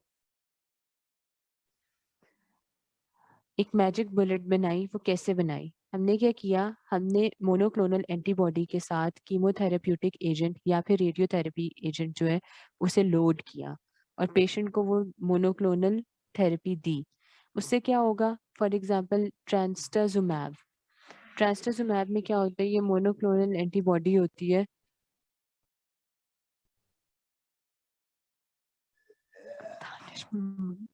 मोनोक्लोनल एंटीबॉडी होती है और ये हम देते हैं पेशेंट को। 1 मिनट बच्चों, मेरी आवाज आ रही है। ट्रांस्टरजुमैब जो होता है ना, वो एक मोनोक्लोनल एंटीबॉडी है जो हर 2 रिसेप्टर के अगेंस्ट होती है, ठीक है। और ये मेटास्टेटिक ब्रेस्ट कैंसर के पेशेंट्स को देते हैं जिनका पुअर प्रोग्नोस्टिक फैक्टर होता है। तो मैजिक बुलेट्स को याद रखना है। इसके अलावा जीन थेरेपी में क्या होता है कि हम पेशेंट का जीन ही रिप्लेस कर रहे होते हैं, ठीक है, जीन रिप्लेस कर रहे होते हैं। आपको पता होना चाहिए कि मैजिक बुलेट्स में ट्रांस्टरजुमैब इज द एग्जांपल। हम क्या करते हैं कि पेशेंट में इंसर्ट करते हैं होस्ट ट्यूमर सप्रेसर जीन, और ये अभी तक तो मेन प्रॉब्लम ये है कि ये इतना इफेक्टिव मेथड नहीं है, इस पे काम चल रहा है, ठीक है। प्रिंसिपल ऑफ हार्मोनल थेरेपी में हमने क्या करना होता है, हमने हार्मोन से ट्रीटमेंट करना है, ठीक है। इसमें आप सबसे पहले आओ, hormonal depletion therapy can be in the form of. अब हार्मोनल डिप्लेशन थेरेपी जो होती है ना, आप सर्जिकल एब्लेशन की फॉर्म में भी दे सकते हो और ड्रग्स की फॉर्म में भी दे सकते हो। सर्जिकल एब्लेशन में क्या होता है, हार्मोनल थेरेपी का पता है ना आपको, हमने हार्मोन्स देने हैं पेशेंट को। वो हार्मोन क्या करेंगे, वो अपने इफेक्ट देंगे, सेल्स के साथ बाइंड करेंगे, रिसेप्टर्स के साथ बाइंड करेंगे और एक तरह से सेल ग्रोथ को स्टॉप करेंगे। ठीक है। और ये सिर्फ हम उन्हीं ट्यूमर्स को देते हैं जो हार्मोन सेंसिटिव होते हैं। For example ER and PR receptor in breast carcinoma, ER oestrogen and progesterone receptors जो होते हैं, उनके लिए हम दे रहे होते हैं। ठीक है। सर्जिकल एब्लेशन में क्या होता है कि हम इस थेरेपी में क्या करते हैं, major source of hormone is responsible for tumour growth is removed. ठीक है। हमने क्या करना है, बायोलेटरल ऑर्काइडेक्टमी करनी है प्रोस्टेटिक कैंसर के केस में। सर्जिकली हमने वो टिश्यूज ही रिमूव कर देने हैं जहाँ पे ये हार्मोन रिसेप्टर्स पड़े होते हैं। ना ही वो टिश्यू रहेगा, ना ही वो हार्मोन्स जाके उस पर इफेक्ट करेंगे और ना ही कार्सिनोमा बनेगा। तो ये तो हो गया सर्जिकल एब्लेशन। इसके अलावा होती है ड्रग थेरेपी। टेमोक्सिफेन देते हैं, वो ER रिसेप्टर्स के लिए होता है। ठीक है। और फ्लूटामाइड दे रहे होते हैं, वो प्रोस्टैटिक एडवांस कैंसर को कंट्रोल करने के लिए यूज हो रहा होता है। इन्हें सिर्फ याद करना है आपने। पैलिएटिव केयर वही, palliative care total active care होती है पेशेंट की और फैमिलीज की भी साथ, जिनका कोई क्योर नहीं होता है। ठीक है। आप उन्हें क्या करते हो, उन्हें साइकोलॉजिकल सपोर्ट देते हो, स्पिरिचुअल सपोर्ट देते हो, सोशल सपोर्ट करते हो, उनके सिम्टम्स को ट्रीट करते हो। ठीक है। उनके फैमिली को ट्रीट करिए, उनकी फैमिली को थोड़ा साइकोलॉजिकली प्रिपेयर करते हो। ठीक है। और जो मेन प्रॉब्लम्स आपको पैलिएटिव केयर में देखने को मिल रही होती हैं, वो ये होती है कि पेशेंट को पेन बहुत ज़्यादा हो रहा है, बॉवल ऑब्स्ट्रक्शन हो गई है, डायरिया हो गया है, उसके माउथ केयर करनी है, डिस्फेजिया को देखना है, नौसिया वॉमिटिंग को देखना है, उसकी टर्मिनल केयर करनी है, last stages of the life में जो जो केयर करनी होती है, नेशनल नोशनल सपोर्ट करनी होती है, सोशल सपोर्ट देनी होती है, फाइनेंशियल सपोर्ट देनी होती है, स्पिरिचुअल सपोर्ट देनी होती है और साइकोलॉजिकल सपोर्ट देनी होती है। ठीक है। So that's all for today's lecture. और हमारा लेक्चर जो है वो 1.5 आवर पे चला गया है ना। हमने 10:30 स्टार्ट किया था ना, 10:30, 11:30 एंड 12 o'clock एग्जैक्टली। चलो जी, बेस्ट ऑफ लक, जाके इस चैप्टर को पढ़ लो अच्छे से।